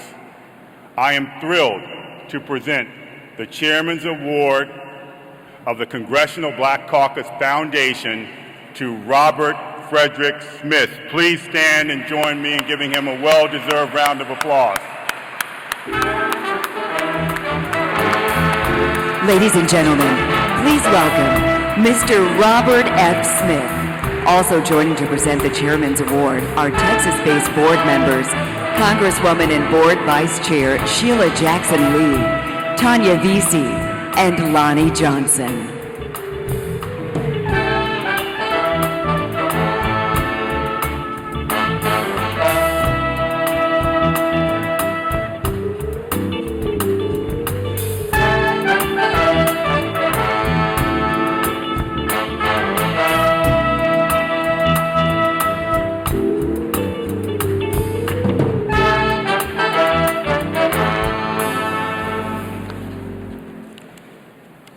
Thank you, Don, for that very warm introduction.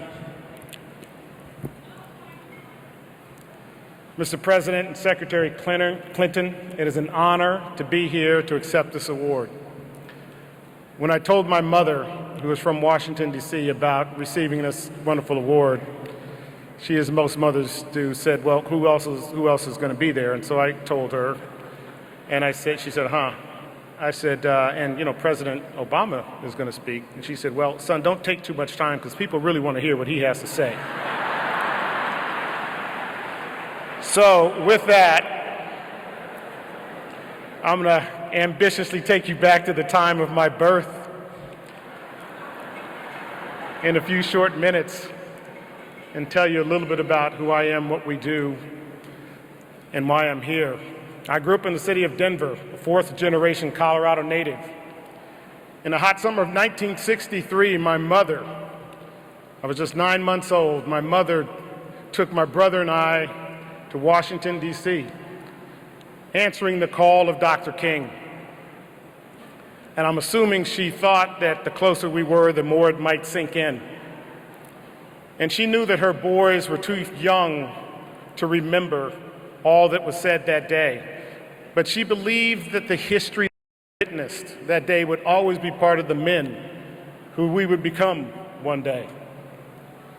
Decades later, I had the privilege to take my grandfather on another journey on the opposite side of the National Mall to celebrate President Obama's first inauguration.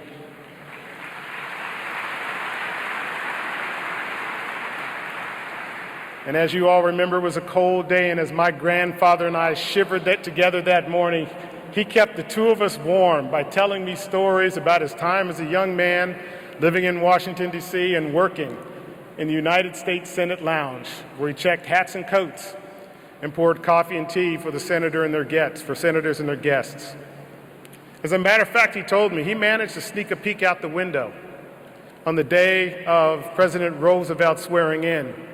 And he said, you know, grandson, out of all those people, I didn't see a single black face in that wide sea of people.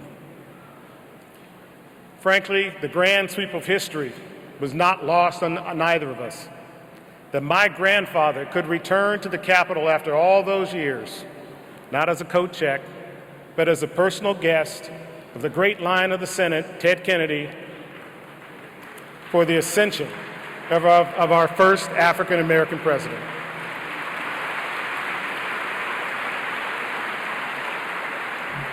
Now, as we all know, there's an obvious sentiment to this night, the final CBC Foundation dinner we will share with President Obama during his presidency. This is indeed an evening to celebrate, but let's not choose to make this night about the past and about what we've already accomplished. Even though the president's term is coming to an end, the distinguished members of Congress here tonight aren't going anywhere. And there continue to be more steps to climb up that mountaintop, and the path has become steeper and more slick and prone to backsliding, and we must support each other more resolutely as we ascend together. Frankly, I'm here tonight because of what you in this room have done for me and for us. Your voices, John Lewis, Elijah Cummings, Charles Rangel, and so many others, past and present, have been our conscience and our hope and our reminder of the dignity and potential of public service. The late, great Congresswoman Barbara Jordan, who hails from my current hometown of Austin, Texas, once said, "What the people want is very simple. They want an America as good as its promise. Do not call for black power or green power, call for brain power."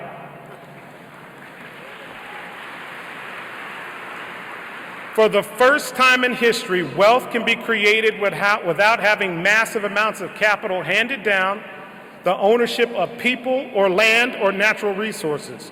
For the first time in history, wealth can be created through the power of one's mind, thoughts and ideas. And it can be developed and monetized and distributed instantly across the globe. Intellectual property has now become the new currency of business. The promise of brain power to move individuals and families and communities from poverty to prosperity has never been closer and within our grasp. Despite this progress, too many of our communities are being left behind. But I, for one, refuse to accept this. Now more than ever, the power to move individuals and families out of poverty into the mainstream of our economy is within our reach. This is our defining moment, and it's a defining moment for our community.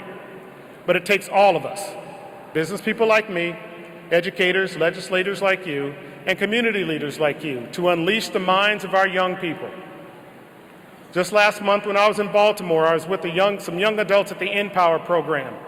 Some are homeless, some are veterans, all empowered by the technical skills training and the 3D printer we just delivered, so that they can imagine a brighter future and make it and grab it for their own. We need to have their back, because one thing I know firsthand is this: if we find new ways to unlock those long shut gates for the young men and women in our communities, they will perform. I see it happen constantly.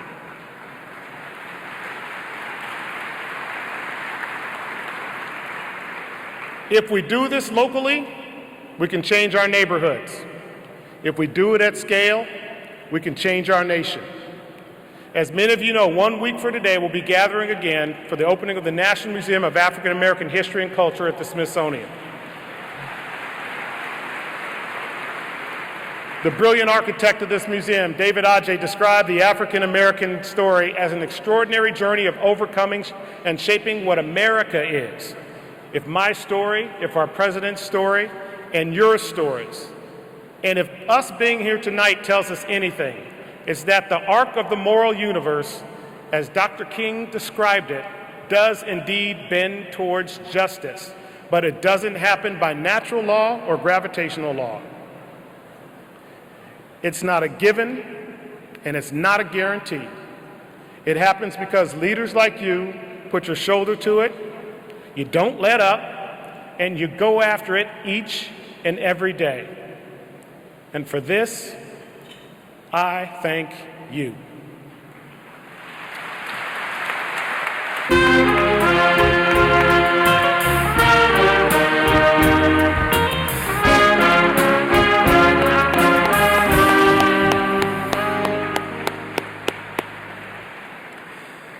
Our next award is entitled the Congressional Black Caucus Chairs Award.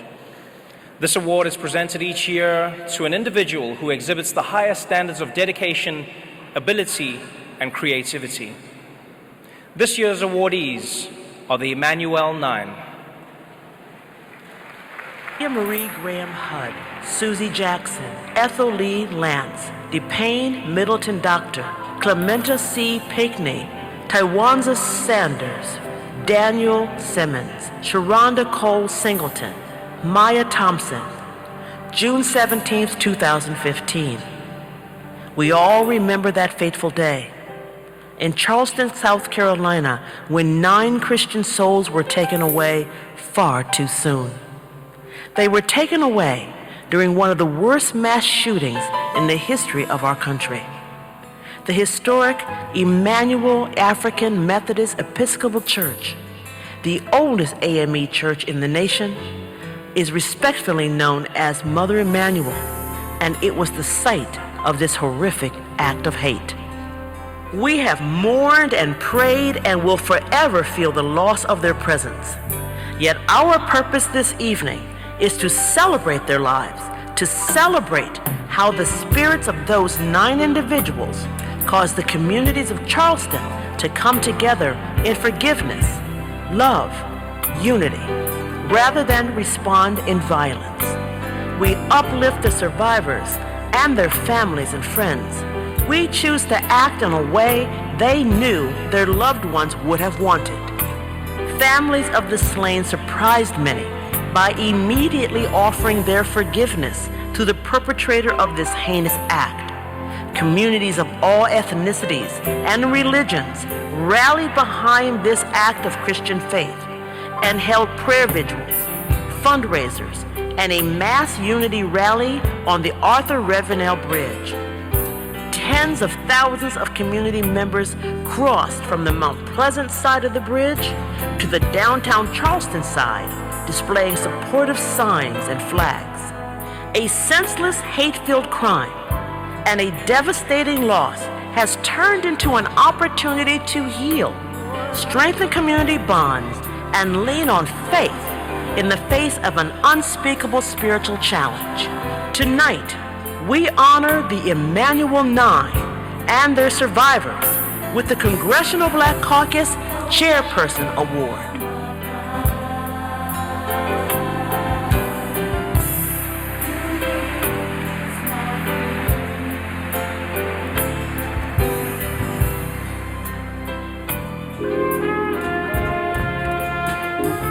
Please welcome to the stage the family members of the Emanuel Nine. Mrs. Jennifer Pinckney, Eliana Pinckney, Melina Pinckney, Walter Jackson Jr., Walter Jackson's granddaughter, Alana Simmons, Kara Simmons, Nicole Roberson, Malcolm Graham, Nadine Collier. Mrs. Jennifer Pinckney will accept the award on behalf of the families.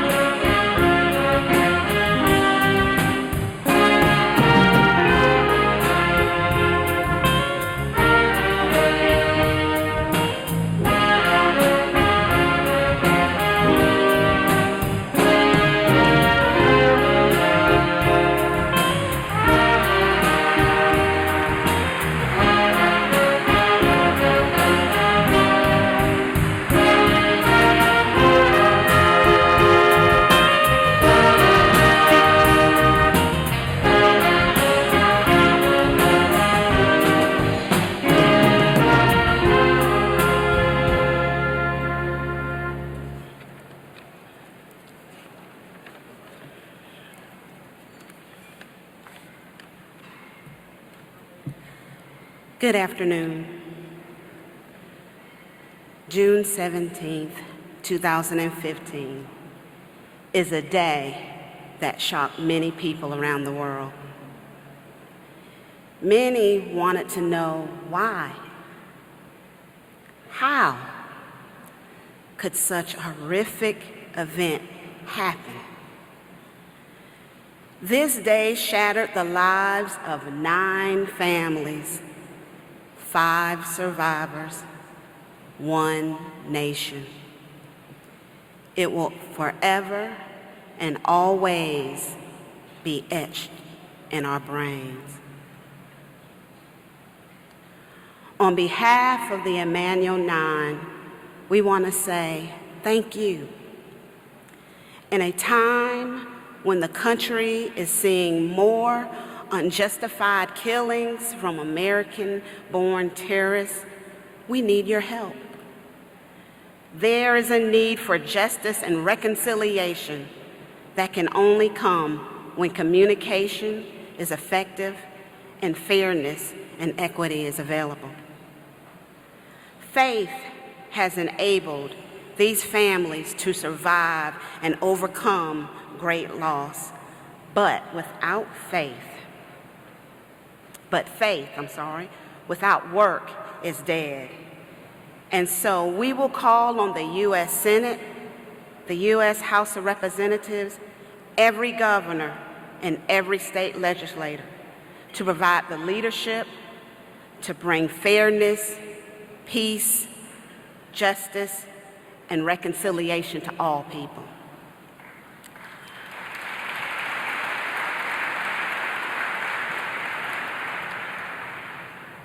Since the Emanuel Nine devastation, we are surviving through the grace of God, the support, love, and encouragement of family members, friends, and people around the world. This has enabled us to be able to survive great loss, tremendous pain, and yes, even overcome anger. We, even though a year has passed, we are still mourning the loss of our loved ones. Once again, we graciously thank the CBC for this honor. And we also want to thank Google for assisting our families in our travels to this event. May God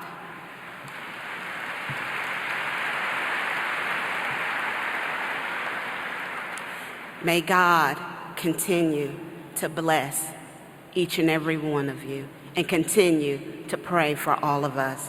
Thank you, and God bless.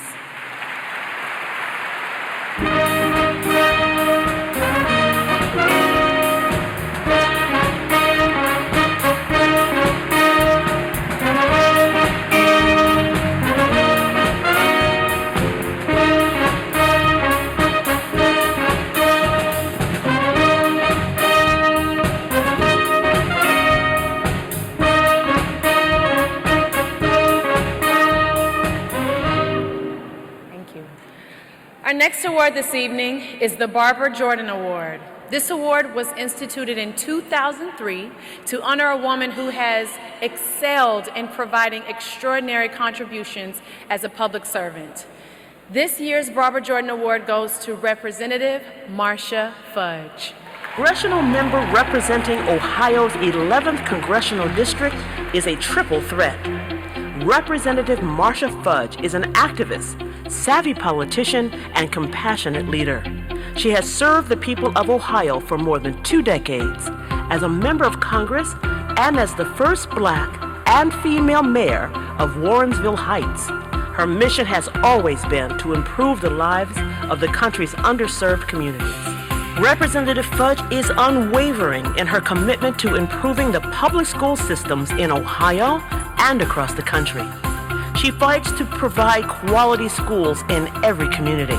As a ranking member of the House Subcommittee on Early Childhood, Elementary, and Secondary Education, Representative Fudge fought for equitable distribution of academic resources in school districts as part of the ESEA reauthorization, and is an advocate for providing all children access to fresh food through the Farm to School Act and strengthening of child nutrition programs. Marcia Fudge has won the respect of President Barack Obama for being a strident advocate for voter protection and continuing the fight to preserve Social Security, Medicare, and Medicaid. As the past president of the Congressional Black Caucus, Representative Fudge is now traveling the nation using her voice to get communities of color to register to vote in this all-important election. In July, Representative Fudge was selected by Secretary Hillary Clinton to serve as the permanent chair for the 2016 Democratic National Convention. The Congressional Black Caucus is honored to present the Barbara Jordan Award for women who have excelled in providing extraordinary contributions as a public servant to Ohio Representative Marcia Fudge for her leadership and more than 2 decades of service to the people of Ohio and to the nation. Representative Eddie Bernice Johnson will present the Barbara Jordan Award to Representative Fudge. Please welcome Representative Marcia Fudge.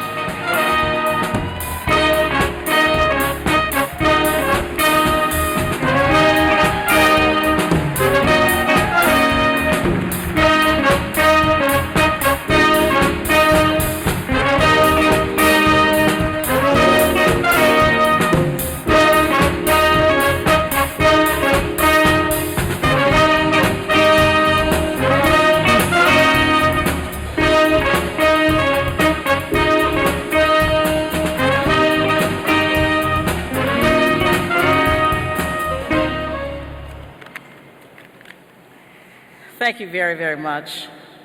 Let me first say that I love Eddie Bernice Johnson. Eddie Bernice Johnson has always been there for me since I have been a member of the House of Representatives. And I love every member of the Congressional Black Caucus, and I thank them for their support and their encouragement and their friendship. This award is special for many, many reasons, but just a few. Among them is that it is really special to be honored by your peers and your colleagues. It is special because I had the opportunity to have been blessed to have known Barbara Jordan. Through our sorority, we sat on the Delta board together, and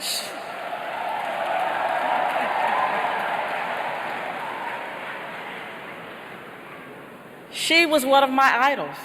As a young lawyer, I aspired to be Barbara Jordan because she was smart, she was passionate, she was dedicated, and she was the real deal.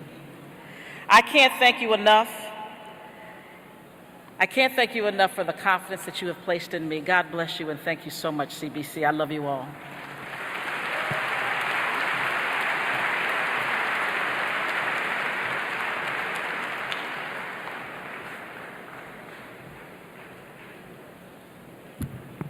What an amazing evening this is. Every single person on this stage. You know, I've had the pleasure of coming to the United States on and off for the past 8 years. And I remember the first time I came out to the US, I was stunned by how similar the stories were between South Africa and America. Stories of oppression, stories of virtue, stories of people overcoming. I'll never forget, I came out and I met a black American in New York City, and he said to me, he said, "You know, Trevor, man, you know how hard it is out here for a black man?" He said, "I don't think you understand, B. Sometimes I think I want to go home, man. I got to go with you to the motherland, man. I got to go home." And I felt it. I'd never felt anything. My dream was to come to America. His dream was to go to Africa. Years later, I met a beautiful black woman down south, and she was talking to me, and she said, "Baby, have you seen how they treat us in this country, Trevor? Have you seen what it's like for a black person in America? Do you know what it's like out here, baby? I want to go home, Trevor. I want to go home to Africa, baby. You should take me with you." And I felt what she was talking about. And now, there's a 1 in 2 chance that Donald Trump could be the President of the United States of America. And for the first time in my life, I've had white Americans coming up to me going, "So Trevor, tell me about Africa. What's going on out there? I gotta check it out. Motherland. Gotta check it out." That's why, ladies and gentlemen, it gives me great pleasure to announce our final Phoenix Award, the Trailblazer Award. This award is also a new honor, created just for this moment in time. The Trailblazer Award was instituted in 2016 to recognize a leader who is the first in his or her chosen field to make a global or national groundbreaking achievement, and whose vision, perseverance, and life work has created opportunities for others, especially African Americans and other minorities. The Trailblazer Award goes to a woman who has indeed blazed many new trails, Secretary Hillary Rodham Clinton. Let's watch. The 20th century saw the ascent of women's voices in the fight for human rights. Hillary Clinton became one of those voices. In 1969, Time and Life magazine foresaw her meteoric rise. Her love for public service began early. At the Children's Defense Fund, she was an advocate for those without a voice. After working as a lawyer on Capitol Hill, she moved to Arkansas, where she taught law and ran legal clinics representing the underprivileged. She created the Arkansas Advocates for Children and Families, one of the state's first support groups for children. Along the way, she met and married a rising politician named Bill Clinton. After serving as First Lady of Arkansas and the United States, she was elected to the U.S. Senate in 2001. becoming the first American First Lady to win public office. In 2009, she became the Secretary of State. Throughout her career, she has consistently fought injustice. She has always used her high-profile platforms to give voice to the youngest and the poorest among us. After her 2008 presidential bid ended, she said, quote, "Although we were not able to shatter that highest and hardest glass ceiling this time, thanks to you, it has 18 million cracks in it. And the light is shining through like never before, filling us all with the hope and the sure knowledge that the path will be a little easier next time. We made history, and let's make some more." This year, Hillary Clinton became the first woman to be nominated by a major party to become President of the United States.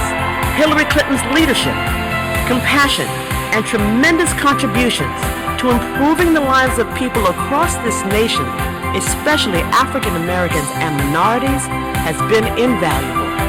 In recognition of her extraordinary public service, the Congressional Black Caucus is proud to present Hillary Clinton with the CBC Trailblazer Award for forging a lifetime commitment to social justice, whether within the community, the nation, or the world.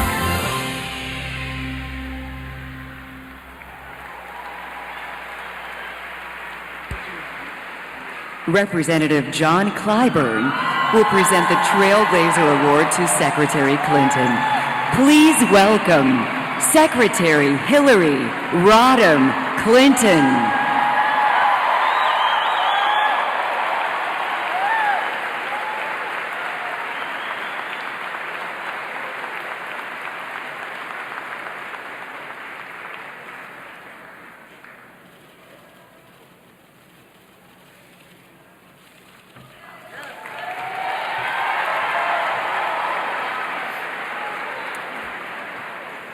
Hello.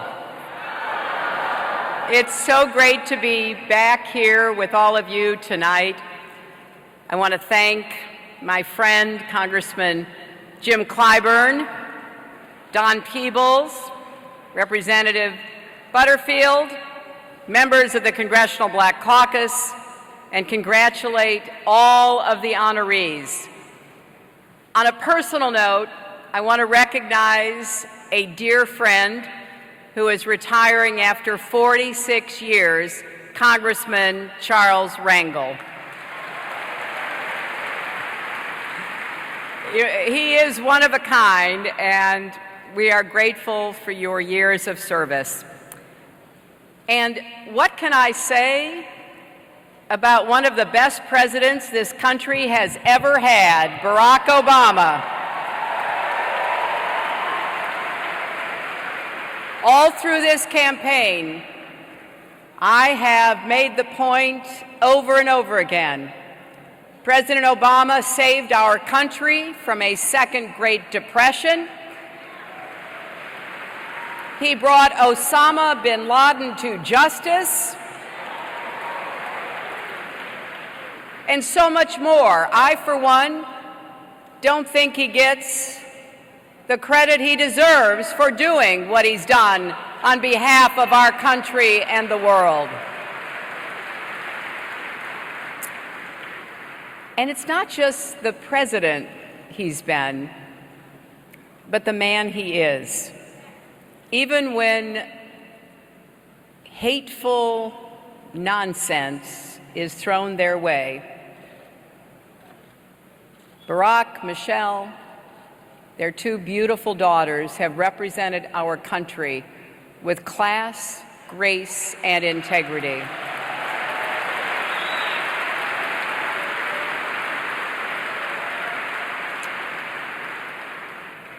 As Michelle says, when others go low, we go high. I know I speak for not just everyone in this room, but so many tens of millions of Americans. Mr. President, not only do we know you are an American, you're a great American. And you make us all proud to be Americans, too. Let me thank the leadership of the CBC Foundation for this great honor, and to thank all of my friends in the Congressional Black Caucus for it as well. I dedicate it to all the trailblazers who came before me, who blazed trails that I could follow in their footsteps. Barbara Jordan, Shirley Chisholm, I would not be standing here without them. Generations of women and men who struggled and sacrificed and cleared a path for all of us. This award is also for everyone out there helping to break down the barriers holding Americans back. To leaders like all of you, and to a rising generation of young activists, to all those on the front lines dedicated to the proposition that in America every single child deserves the chance to fulfill his or her God-given potential. This has been the cause of my life ever since I went to work for the Children's Defense Fund all those years ago. And I'm going to close my campaign the way I began my career, and the way that I will serve as your president, focused on opportunities for our children and fairness for our families.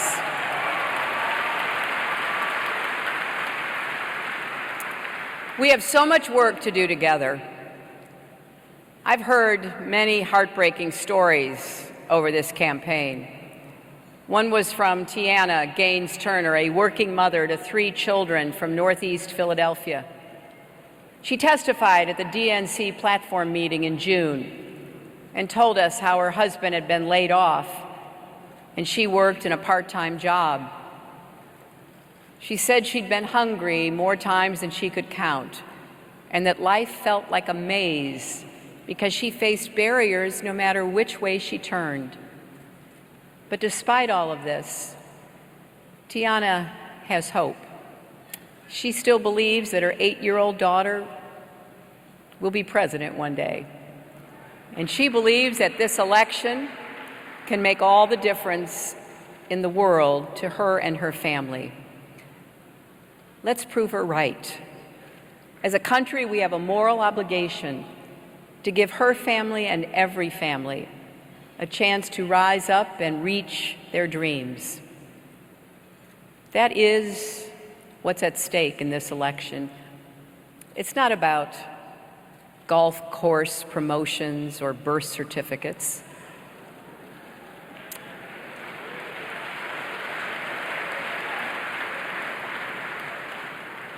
It comes down to who will fight for the forgotten, who will invest in our children, and who will really have your back in the White House. We need ideas, not insults, real plans to help struggling Americans in communities that have been left out and left behind, not prejudice and paranoia. We can't let Barack Obama's legacy fall into the hands of someone who doesn't understand that.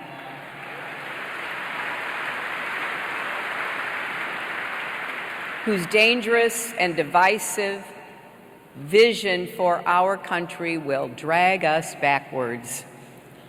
Instead, we need to come together to get incomes rising with a higher minimum wage, to invest in neglected communities with efforts like Jim Clyburn's 10-20-30 plan, to get guns out of the hands of dangerous people, to fight for a criminal justice system that actually delivers justice, and to make sure that all kids have good schools and good teachers, no matter what zip codes they live in.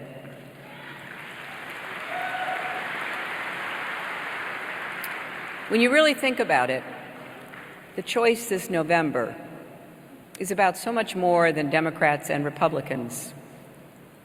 As Michelle Obama said at the Democratic Convention, it's about who will have the power to shape our children for the next 4 years of their lives.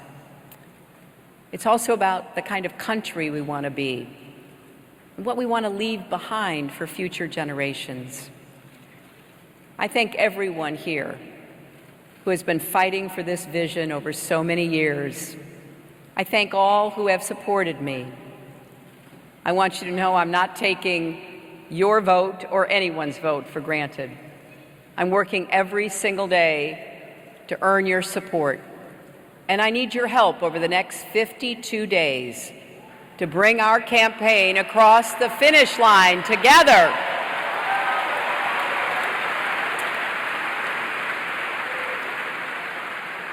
Barbara Jordan famously said that a government is invigorated when each of us is willing to participate in shaping the future of this nation.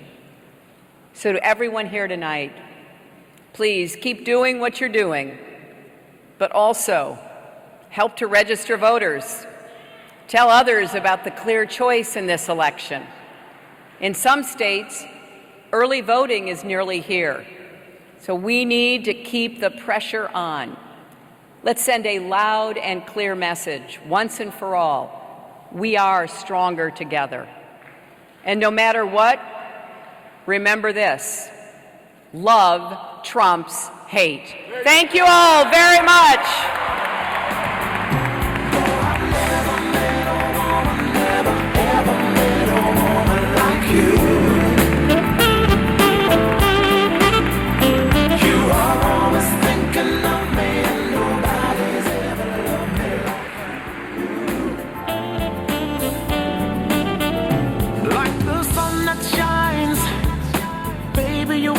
Brighten up this heart of mine, all the way to the limit. Got lucky with some triple sevens. This must be how it is in heaven, 'cause it feels so right having you in my life, like the air we breathe. Baby, you are refreshing as a summer breeze, giving me satisfaction. Somebody from above has blessed me, and every time that you caress me, well, I understand that I'm such a lucky man. Oh, I never met a woman, never ever met a woman like you. Ladies and gentlemen, please welcome back to the stage Chairman of the Congressional Black Caucus Foundation, Mr. R. Donahue Peebles. Let's give Hillary Clinton another round of applause. So I know we're all going to get out there in November and vote. And vote right. I have been given the honor of introducing the President of the United States.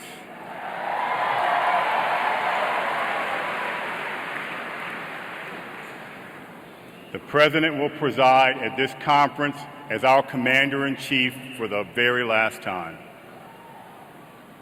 I think we can all agree that even in the face of opposition, acrimony, and the worst financial crisis since the Great Depression, President Obama and the First Lady have served our country with intelligence, steadiness, grace, and class.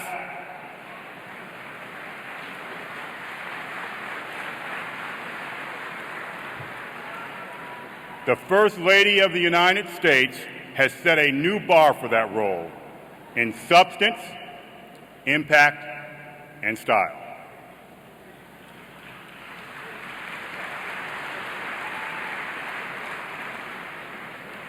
They will certainly be missed when they leave Washington and the White House. Hopefully they'll stay here, though. We have put together a short tribute to express our gratitude for their service. Let's watch.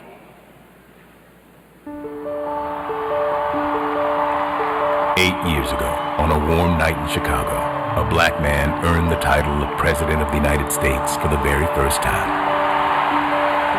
You did that, along with millions of Americans across the country, young and old, black and white, rich and poor, many who were casting a ballot for the very first time. We made history, and it was a long time coming. I have a dream. My 4 little children one day live in a nation where they will not be judged by the color of their skin, but by the content of their character. We elected a man who would never forget where he came from, who knew exactly what he had to do to get this country back on track. And today, we're still building on that progress. Health insurance reform becomes law in the United States of America. Today I can announce that thanks to the law, 20 million more Americans now know the security of health insurance. Our high school graduation rate is at a record high. We've slashed the African American dropout rate by almost 60%. Our business has created 15 million new jobs. We launched something we call My Brother's Keeper. We've cut teen pregnancy in half. The overall crime rate and the overall incarceration rate has gone down by about 10%. There are actions within my legal authority that we can take to help reduce gun violence and save more lives. How do you say thank you for once-in-a-generation change? By paying it forward, by making more history. That's what we do. And it's the very best way to pay tribute to a man who knows in his heart that perfecting our union is never finished. More than half of blacks say we're better off than our parents were at our age, and that our kids will be better off too. But there's always more work to do, and that yes, we can march toward that work with determination and grace. That, as he says, is the great project of America. Are you fired up? Are you fired up? Are you fired up? As long as all of us are together, as long as we are all committed, then there's nothing we can't do. Thank you, Mr. President.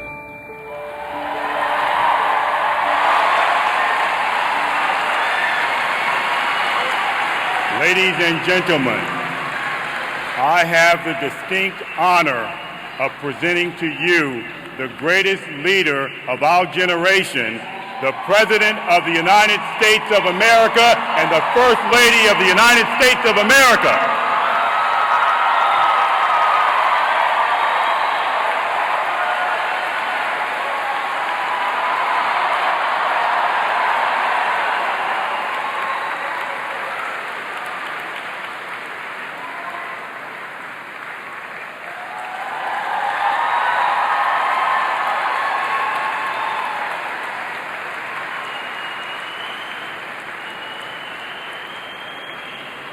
Hello, CBC.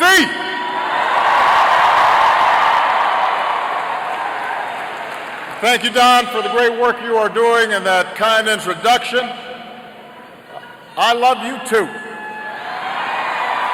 I want to thank the CBC Foundation, Chairman Butterfield, members of the Congressional Black Caucus, and the whole CBC family. It's always good to be with the conscience of Congress. I also want to congratulate tonight's honorees, beginning with Charlie Rangel, a founding member of the CBC, an outstanding public servant who, as we just talked about, will be riding off into the sunset together. Representative Marcia Fudge, Robert Smith, the Mother Emanuel family, and your Trailblazer Award recipient, my friend, a champion for change, Secretary Hillary Clinton.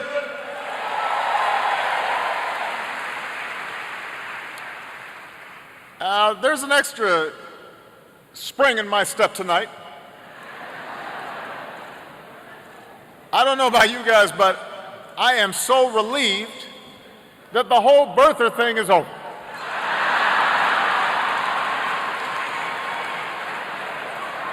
I mean, ISIL, North Korea, poverty, climate change, none of those things weighed on my mind like the validity of my birth certificate. And to think that with just 124 days to go, under the wire, we got that resolved. I mean, that's a boost for me in the home stretch. In other breaking news, the world is round, not flat.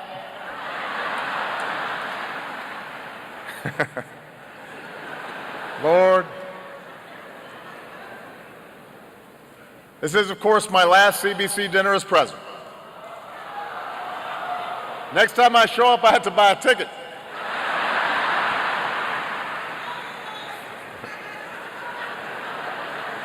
Now, don't get me wrong, though, we've still got so much work to do.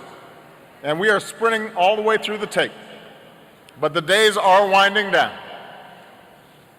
I've noticed that whenever Michelle or I travel around the country, folks come up and they say, oh, we're so sad to see you go. And I really appreciate that. And Michelle says, that's right.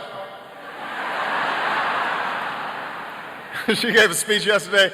A bunch of young people were chanting 4 more years, and she said, nope, nope, nope.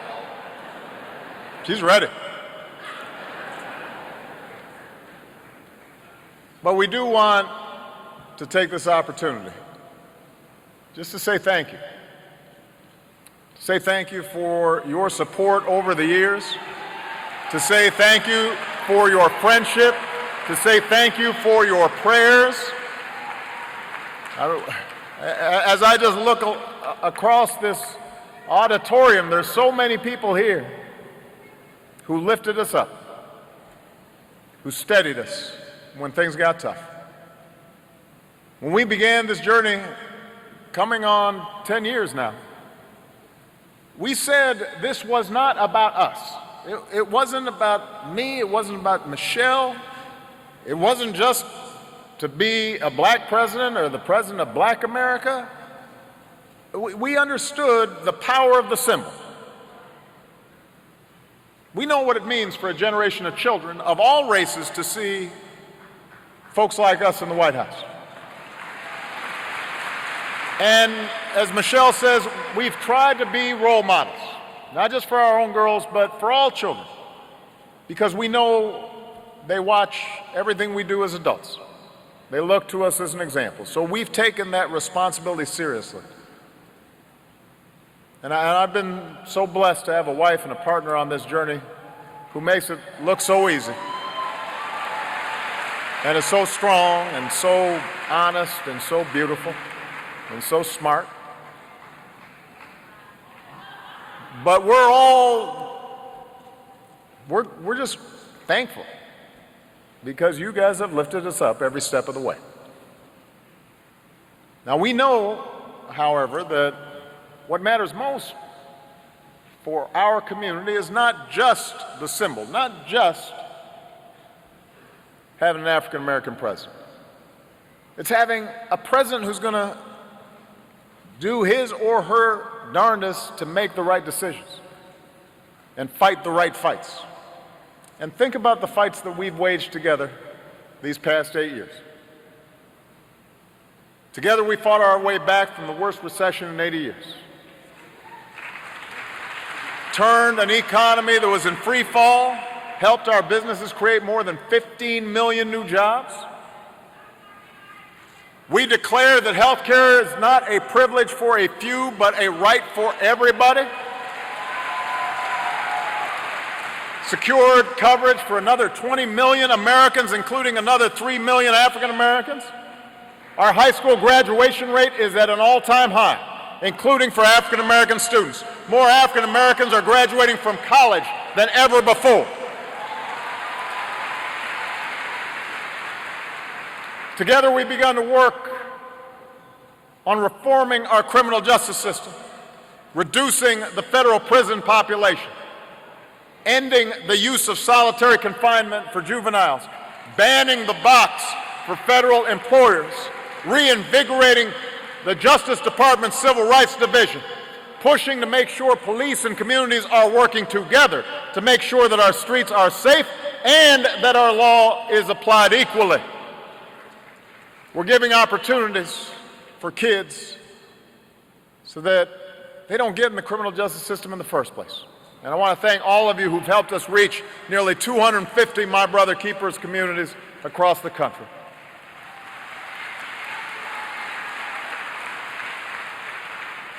And just this week we learned that last year, across every race and age group in America, Incomes rose and poverty fell. Folks' typical household incomes rose by about $2,800, which is the fastest growth rate on record. Lifted 3.5 million people out of poverty, including 1 million children, the largest one-year drop in almost 50 years.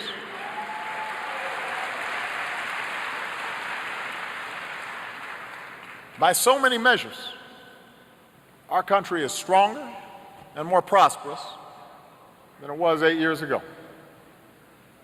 And none of it's been quick, none of it's been easy, none of it has come without a fight, and so much of our work remains unfinished. But then we knew that we would not solve all of our challenges in 1 year, or 1 term, or even 1 presidency, not even in 1 lifetime. Because we understand better than anybody that this is the story of America, that the project of America is never finished. It is constantly a work in progress. And what has always made us unique is our capacity to change. Our conviction. The change doesn't come from some ruler, but it comes from the bottom up, from us, from the actions we take, whether it's women seeking the right to vote or a young John Lewis leading a mighty march in Selma. We do our part to slowly, steadily make our union a little bit more perfect. We know that. And that's what we've done these past 8 years. And now that's what we have to keep on doing. You may have heard Hillary's opponent in this election say that there's never been a worse time to be a black person. He missed that whole civics lesson about slavery and Jim Crow. But we got a museum for him to visit. So he can tune in.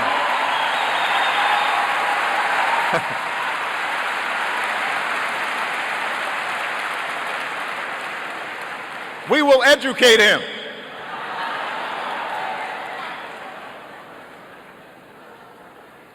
He says we got nothing left to lose.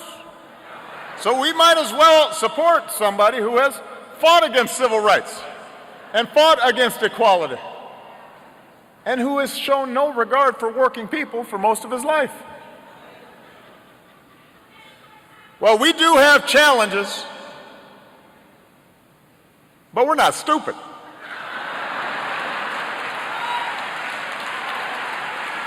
We know the progress we've made, despite the forces of opposition, despite the forces of discrimination, despite the politics of backlash.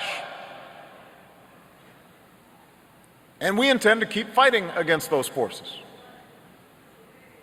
When governors refuse to expand Medicaid that hits the folks most in need, we'll fight. When folks block an increase to the minimum wage or refuse to expand paid family leave or won't guarantee equal pay for equal work that hurts the pocketbooks of every family and African American families, we will fight. When we're not investing in the schools that our kids deserve, when one group of Americans is treated differently under the law, when there are those who somehow think it's wrong to make sure that folks have access to affordable housing or are unwilling to do what it takes to make sure our veterans get the benefits that they've earned, or aren't helping to sign folks up for health insurance. We will not stop our march for justice. We will not stop pushing for the security and prosperity of all people. That doesn't stop with my presidency. We're just getting started.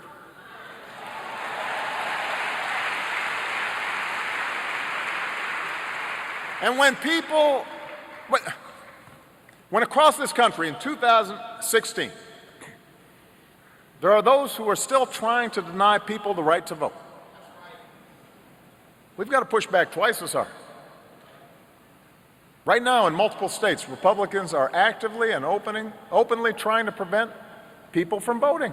adding new barriers to registration, cutting early voting, closing polling places in predominantly minority communities, refusing to send out absentee ballots, kicking people off the rolls, often incorrectly. It should be a national scandal. We were supposed to have already won that fight. We're the only advanced democracy in the world that is actively discouraging people from voting. It's a shame. And then they try to justify it by telling folks that voter fraud is rampant. Between 2000 and 2012, there were 10 cases of voter impersonation nationwide. 10. People don't get up and say, I'm going to impersonate somebody and go vote. They don't do that. Meanwhile, some of the same folks who are trying to keep you from voting turn a blind eye when hundreds of thousands of people are killed by guns. Imposing voter ID restrictions so that a gun license can get you on the ballot, but a student ID can't.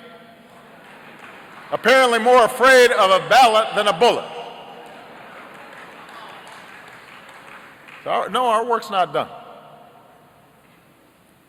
But if we are going to advance the cause of justice and equality and prosperity and freedom, then we also have to acknowledge that even if we eliminated every restriction on voting, we would still have one of the lowest voting rates among free peoples. That's not good. That is on us. And I am reminded of all those folks who had to count bubbles in a bar of soap, beaten trying to register voters in Mississippi, risked everything so that they could pull that lever. So if I hear anybody saying their vote does not matter, that it doesn't matter who we elect, read up on your history. It matters. We've got to get people to vote. In fact, if you want to give Michelle and me a good send-off, and that was a beautiful video, but don't just watch us walk off into the sunset now, get people registered to vote. If you care about our legacy, realize everything we stand for is at stake. All the progress we've made is at stake in this election. My name may not be on the ballot, but our progress is on the ballot. Tolerance is on the ballot. Democracy is on the ballot. Justice is on the ballot. Good schools are on the ballot. Ending mass incarceration, that's on the ballot right now. And there is one candidate who will advance those things. And there is another candidate whose defining principle, the central theme of his candidacy, is opposition to all that we've done. There's no such thing as a vote that doesn't matter. It all matters. And after we have achieved historic turnout in 2008 and 2012, especially in the African American community, I will consider it a personal insult, an insult to my legacy, if this community lets down its guard and fails to activate itself in this election. You want to give me a good send-off? Go vote! And I'm going to be working as hard as I can these next 7 weeks to make sure folks do.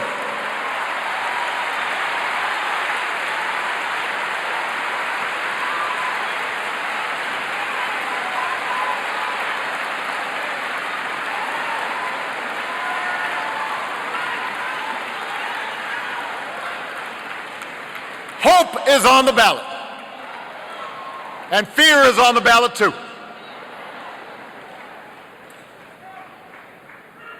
Hope is on the ballot and fear is on the ballot too.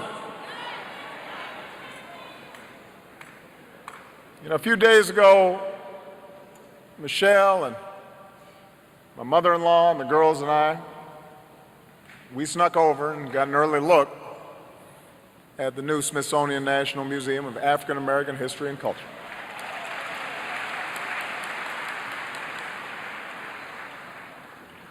We looked at the shackles that had been used to bring folks over. We saw the shacks where slaves had been trying to make a way out of no way. And then, with each successive level, we saw the unimaginable courage and the struggles and the sacrifices and the humor and the innovation and the hope that led to such extraordinary progress even in our own lifetimes. And it made us proud, not because we had arrived, but because what a road we've had to travel. What a miracle that despite such hardship, we've been able to do so much. And I know everybody in this room understands that progress is not inevitable. Its sustainment depends on us. It's not just a matter of having a black president or first lady. It's a matter of engaging all of our citizens in the work of our democracy. It was that slave who said, you know what, despite the risk of the lash, I'm going to learn how to read. It's Harriet Tubman saying, despite the risk to my life, I'm going to free my people. It's Fannie Lou Hamer saying, despite the ostracism, the blowback, I'm going to sit down here in this convention hall and I'm going to tell people what it's like to live the life I've led. I'm going to testify to why change needs to come. It's a young John Lewis saying, I'm going to march despite those horses I see in front of me. All those ordinary people, all those folks whose names aren't in the history book, they never got a video providing a tribute to them. That's why we're here. That's how progress is sustained. And then it's a matter of electing people to office who understand that story, who feel it in their hearts, in their guts, and understand that government can't solve all our problems, but it can be a force for good. To experience this incredible new monument, this museum, is to be reminded we're just a small part of a long chain. Generation after generation, striving against the odds. What an inspiration they are. And what an inspiration all of you are, especially the young people who are here. That's why I'm still fired up. That's why I'm still ready to go. And if you are too, if you're ready to continue this journey that we started, then join me. Register folks to vote. Get them to the polls.